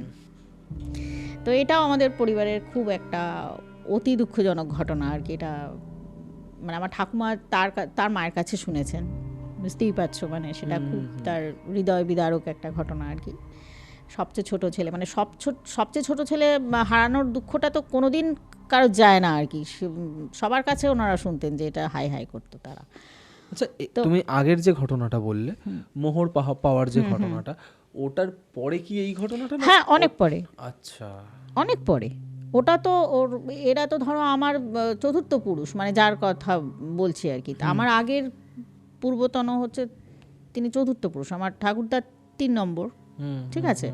তার আগে চতুর্থ পুরুষ, আর তারও 4 পুরুষ আগের, মানে 1900 ঘটনাই নয়। আচ্ছা আচ্ছা আচ্ছা 1900 ঘটনাই না, নৌকা চালানোর নৌকার কথা বলছো? হ্যাঁ, হ্যাঁ ওটা আরও আগে। 1900 সালে তো মোটামুটি তোমার হচ্ছে স্থল পরিবহন চালু হয়ে না গেছে। এইটা কিন্তু 1900, মানে কাকার যে বাবা ঠাকুরদার কাকার যে ঘটনাটা বললাম সেটা কিন্তু 1900। আচ্ছা হ্যাঁ কিন্তু মানে আমার ঠাকুরদা তো দেশ ভাগ হয়েছে এখানে চলে এসছেন তারও অনেক পরে মারা গেছেন, 50-50 মারা গেছেন। আচ্ছা, এই ঘটনাটা কি বাংলাদেশের ঘটনা? এটা বাংলাদেশের ঘটনা। মানে যেটা লাস্ট তুমি বললে? হ্যাঁ। আচ্ছা, ওই দুটো ঘটনাই বাংলাদেশের, ওকে। বিক্রমপুরের, মানে 16 গ্রামে আমাদের মুখার্জি পরিবার ছিল, সেখানকার ঘটনা আর কি, দুটোই। তো এবার যে এবার তাহলে অন্য মানে বাবার কাছেই শোনা আর কি, অন্য ঘটনা কিছু বলি। এটা তো বললামই যে বাবার তো মানে ভীষণভাবেই কি বলবো, ভূতের ব্যাপারটাতে বাবার কোনো অ্যালার্জি, একদম বিশ্বাস টিশ্বাস করতেনই না। কিন্তু তাদের জীবনেও একটা এটাও বলতে পারো একজন অলৌকিক ক্ষমতা সম্পন্ন কারোর সঙ্গে দেখা হয়েছিল, যার কি বলবো ভণ্ডামি তাদের কাছে মনে হয়েছিল যে এই লোকটা ভীষণ ভণ্ড, চল আর কি গিয়ে পেটাই, এরকম আর কি একটা ব্যাপার আর কি। রাত্রেবেলা যখন তার বাড়ির ধারে পাশে গিয়ে তারা 2-3 জন মিলে উপস্থিত হয়েছে যে আজকে এই লোকটাকে পেটাবো, এটা ভণ্ড, সে নাকি জানলা খুলে বলেছে ওরে অন্ধকারের মধ্যে দাঁড়িয়ে থাকিস না, আয় আমার কাছে আয়, বলে জানার কোনো প্রশ্নই ওঠে না। আচ্ছা, বলে গিয়ে সোজাসুজি তাকে প্রণাম করলাম, কারণ আর তো কিছু করার নেই আমাদের, কারণ আমাদের উপস্থিতি যখন সে এইভাবে টের পেয়ে গেছে, বলছে মারবি বলে এসছিস যখন আয়, তাহলে আয় ভেতরে আয়, এসে দেখ আমাকে কী করতে, আমি নিরস্ত্রই আছি আয়, বলে তারপরে তো শ্রদ্ধা আসবেই আর কি। এরকম যে কটা ঘটনা আর কি বাবার সঙ্গে হয়েছে, তার মধ্যে এই ঘটনাটাও বাবা বলতেন যে কিছু লোকের হয়তো কিছু শক্তি থাকে, হ্যাঁ কিছু লোকের কিন্তু কিছু শক্তি থাকে যেটা ওই এক্সপ্লেন করার কোনো জায়গা নেই। আমার মায়ের কাছে একটা ঘটনা শুনেছি এই প্রসঙ্গে মনে পড়লো হঠাৎ করে, যে মা একবার কোনো একটা গ্যাদারিংয়ে গেছেন, ওরকম কোনো একজন বাবা বা ওরকম কেউ একজন এসছেন, পাড়ার সবাই মিলে গেছে। তো মা যখন ওখানে বসে রয়েছেন, মা কিন্তু তখন ওই স্কুলের ছাত্রী, তখন বলেছে তুমি যদি মনে মনে বলেছে তুমি যদি সত্যি তোমার যদি কোনো ক্ষমতা থাকে তুমি আমাকে ডাকবে। ওই সোজা ভদ্রলোকের মায়ের চোখ খুললেন, দিয়ে বললো আয় বেটি এদিকে আয়। আচ্ছা, মা বলছে আমি তো আর কোনো কথা বলতে পারছি না, আমি তাকে আর কোনো কথাই বলতে পারছি না, আমার চোখ দিয়ে শুধু জল বেরিয়ে যাচ্ছে। কিন্তু সেটা যে এই ঘটনাটা আমি ঠিক মানে কার প্রসঙ্গে উনি এই কথাটা বলেছিলেন আমি কিন্তু সেটা ভুলে গেছি। আমার মাও বহু বছর আগে মারা গেছে, বহু বছর, 85-এ মা মারা গেছে। তাহলে বুঝতেই পারছো তখন যা শুনে গেছি, মানে উল্টে যে প্রশ্ন করা বা সেই ব্যাপারটা ডিটেলে তখন তা জানতাম না যে পরবর্তীকালে এরকমভাবে আমি কোনো প্রোগ্রাম করব বা কিছু, সেটা তখন তো জানতাম না। যাই হোক, এটা কিন্তু মা বলেছিলেন যে কিছু মানুষের যে অলৌকিক ইয়ে থাকে, এটাও একটা ব্যাপার। মা সবে বললো, আমি সেন্টেন্সটা ভেবে শেষ করেছি যে যদি মুখে কিছু বলেও নি, কারোর সঙ্গে কথা হয়নি, যে যদি তোমার সত্যি পাওয়ার থাকে, তোমার যদি কোনো ক্ষমতা থাকে তুমি আমাকে ডাকবে। সঙ্গে সঙ্গে তার মনে হলো যেন সে চমকে উঠলো এরম করে, আয় বেটি এদিকে আয়। ভাবো এটাও একটা মানে অদ্ভুত ঘটনা। মানে তোমার পরিবারের সত্যি কথা বলতে গেলে এরকম প্রচুর ঘটনা রয়েছে। এরকম কিন্তু অনেক ঘটনা রয়েছে, তা ঠিক অনেক ঘটনা রয়েছে, মানে যে ঘটনাগুলোর ব্যাখ্যা তো দূরস্থান, মানে অতি ভেবে, যেমন আজকে তোমার সঙ্গে কথা বলতে গিয়ে এটা তুমি যে বললে, এটা সত্যি আমার ভেতর থেকে একটু নাড়িয়েই দিল যে তিনি হয়তো সত্যি কিছু দেখেছিলেন। হ্যাঁ, তিনি হয়তো সত্যি কিছু দেখেছিলেন, এটা তো হতেই পারে। না হলে একটা মানুষ শুধুমাত্র একটা নৌকার মুভমেন্ট, কিছু গাছের পাতার আওয়াজে মারা যেতে পারে না। হ্যাঁ, সেটা হতেই পারে, মারা যাওয়াটাই অস্বাভাবিক। যদি কিছু দেখে থাকেন তখনই জিনিসটা তাও স্বাভাবিক পর্যায়ে নিয়ে যাওয়া যেতে পারে। কিন্তু ঘটনাটা শুনে আমার যেটা মনে হলো, মাঝি তো শুধু মাঝির ভার্সনটুকু বলেছে, কিন্তু যে মারা গেলেন তার ভার্সনটুকু তো আমরা জানি না। না, কিছুই জানি না, রাইট, কিছুই জানি না। সে শুধু প্রশ্নই করে গেছে, মানে সে কিন্তু তার কোনো বক্তব্যই পেশ করতে পারেনি, সেটাই হচ্ছে কথা। অনেকগুলো ঘটনা শুনলাম। হ্যাঁ, অনেক ধরনের ঘটনা আর কি। হ্যাঁ, মানে প্রত্যেকটা ঘটনাই একটু অন্য রকমের, কারণ আমি তো প্রচুর মানুষের লাইফের এক্সপিরিয়েন্স শুনি, বাট তুমি যখন আসো, এর আগেও তুমি যখন এসেছিলে, তুমি তোমার ফ্যামিলি রিলেটেড বা তোমার চেনা পরিচিত মানুষদের জীবনে ঘটা ঘটনা শেয়ার করেছিলে। আজকের ঘটনাগুলো অনেক পুরনো সময়কার ঘটনা, যেটা বোঝা গেল। হ্যাঁ, সবকটাই পুরনো। হ্যাঁ, অনেক পুরনো সময়কার, কারণ ঘটনাগুলো তুমি যখন বলছিলে, ঘটনার সাথে আমি এখনকার টাইম লাইনটা মেলাতে পারছিলাম না।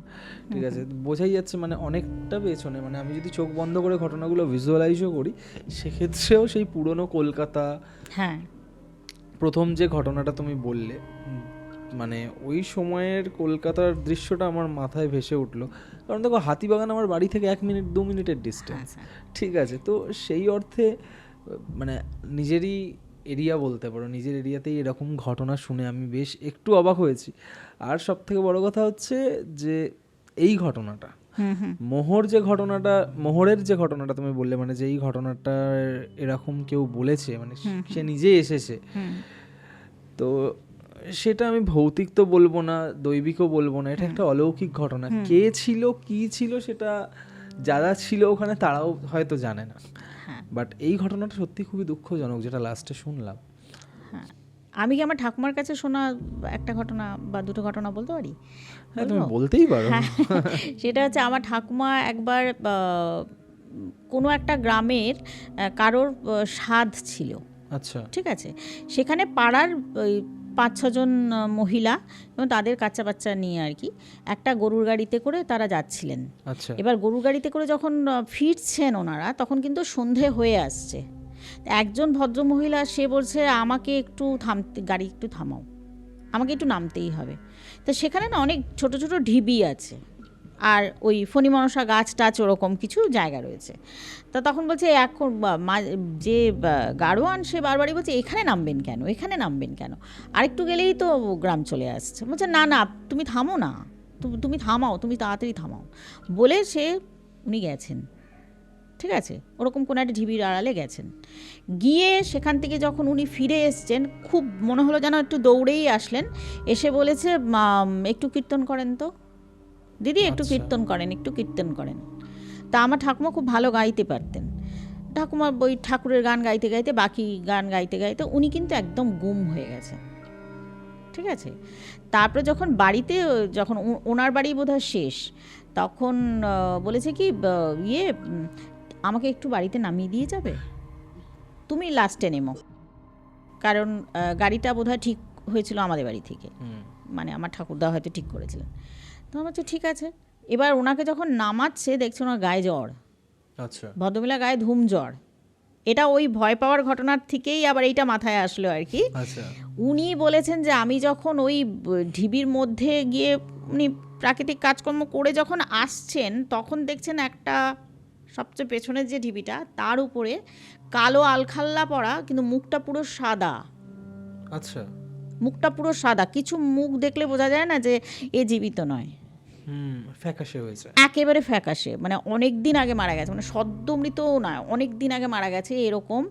সে ওকে এরমভাবে ডাকছে, এইটা তো উনি অসম্ভব ভয় পান, অসম্ভব ভয় পান, এবং বাড়িতে এসে অজ্ঞান টজ্ঞান হয়ে যান। মানে ওনাকে প্রাণে বাঁচাতে এদের মানে খুব মানে নাকানি চোবানি খেতে হয় আর কি, পুরো ফ্যামিলির।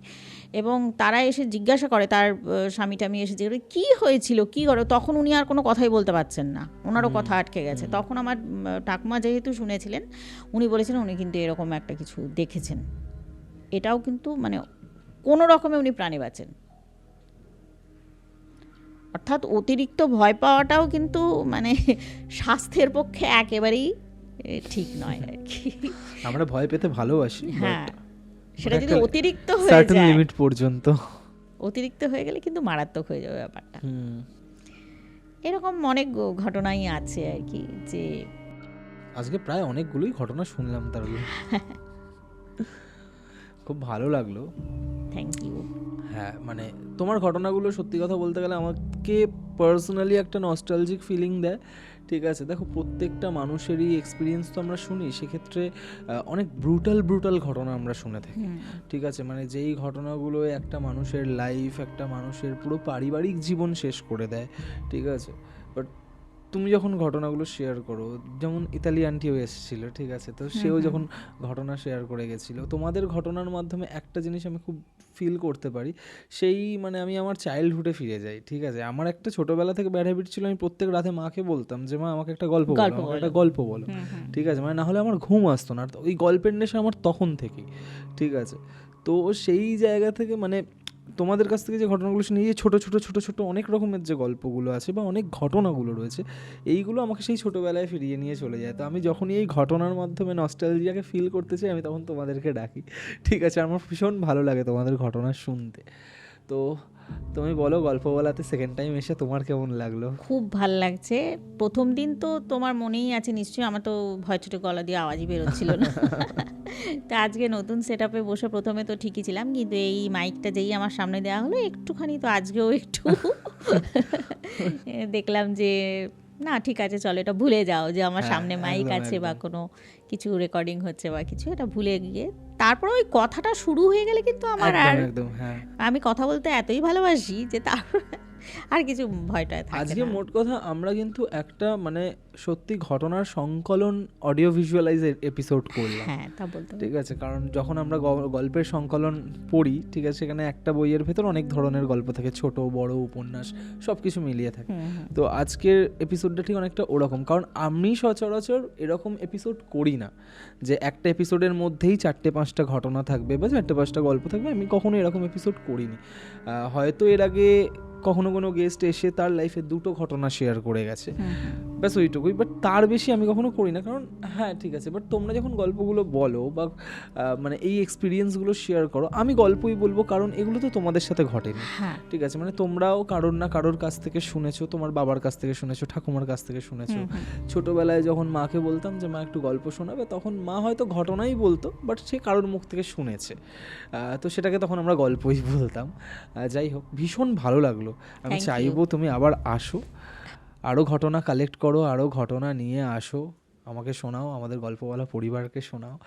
আশা করি এর আগের এপিসোডে প্রচুর মানুষ তোমার ঘটনাটা, তুমি মনে হয় মোস্ট প্রবাবলি 3টে ঘটনা বলেছিলে আগের এপিসোডে, না হলে 2টো ঘটনা বলেছিলে, হ্যাঁ কিন্তু একজনেরই আর কি। হ্যাঁ একজনেরই, মানে তার এন্টায়ার লাইফ জুড়ে কিছু ঘটনা ঘটেছিল। হ্যাঁ, তো এবার ব্যক্তিরা এবং স্থানকাল পাত্রটা অনেকটা করে ওয়াইড এবার। তো আমি চাইবো 2026-এর শুরুতেই, জানুয়ারিতেই তুমি এলে আরও একবার এসো, কারণ তোমার ঘটনা শুনতে পার্সোনালি খুব ভালো লাগে। Thank you. আজকের আড্ডাটাও আমার ভীষণ ভালো লাগলো। হ্যাঁ আজকে বেশ একটা আড্ডার ছলেই ব্যাপারটা হলো আর কি, খুব ভালো লাগলো। থ্যাংক ইউ সো মাচ, খুব ভালো থাকো, তোমার সারাটা বছর খুব ভালো কাটুক, সুস্থ থাকো, ভালো থাকো। তোমরাও খুব ভালো থাকো, খুব ভালো। গল্পওয়ালা, দ্য রিয়েল প্যারানর্মাল এক্সপিরিয়েন্স। তো কেমন লাগলো আজকের এপিসোড, কমেন্ট করে জানাতে ভুলবেন না। যদি ভালো লেগে থাকে তাহলে লাইক বাটনটা প্রেস করার সাথে সাথে শেয়ার বাটনও প্রেস করুন। আর যদি গল্পওয়ালা ইউটিউব চ্যানেল আজকে ফার্স্ট টাইম ভিজিট করে থাকেন, তাহলে চ্যানেলটা সাবস্ক্রাইব করার পাশাপাশি স্পটিফাই পডকাস্টটিকেও ফলো করতে ভুলবেন না। ভুলে গেলে চলবে না, গল্পওয়ালা আমার আপনার প্রত্যেকের নিজেদের যৌথ পরিবার। আজকের এপিসোড আমি এখানেই শেষ করছি। আগামী সপ্তাহে আসছি আরও একটা মারাত্মক হরর এক্সপিরিয়েন্স নিয়ে।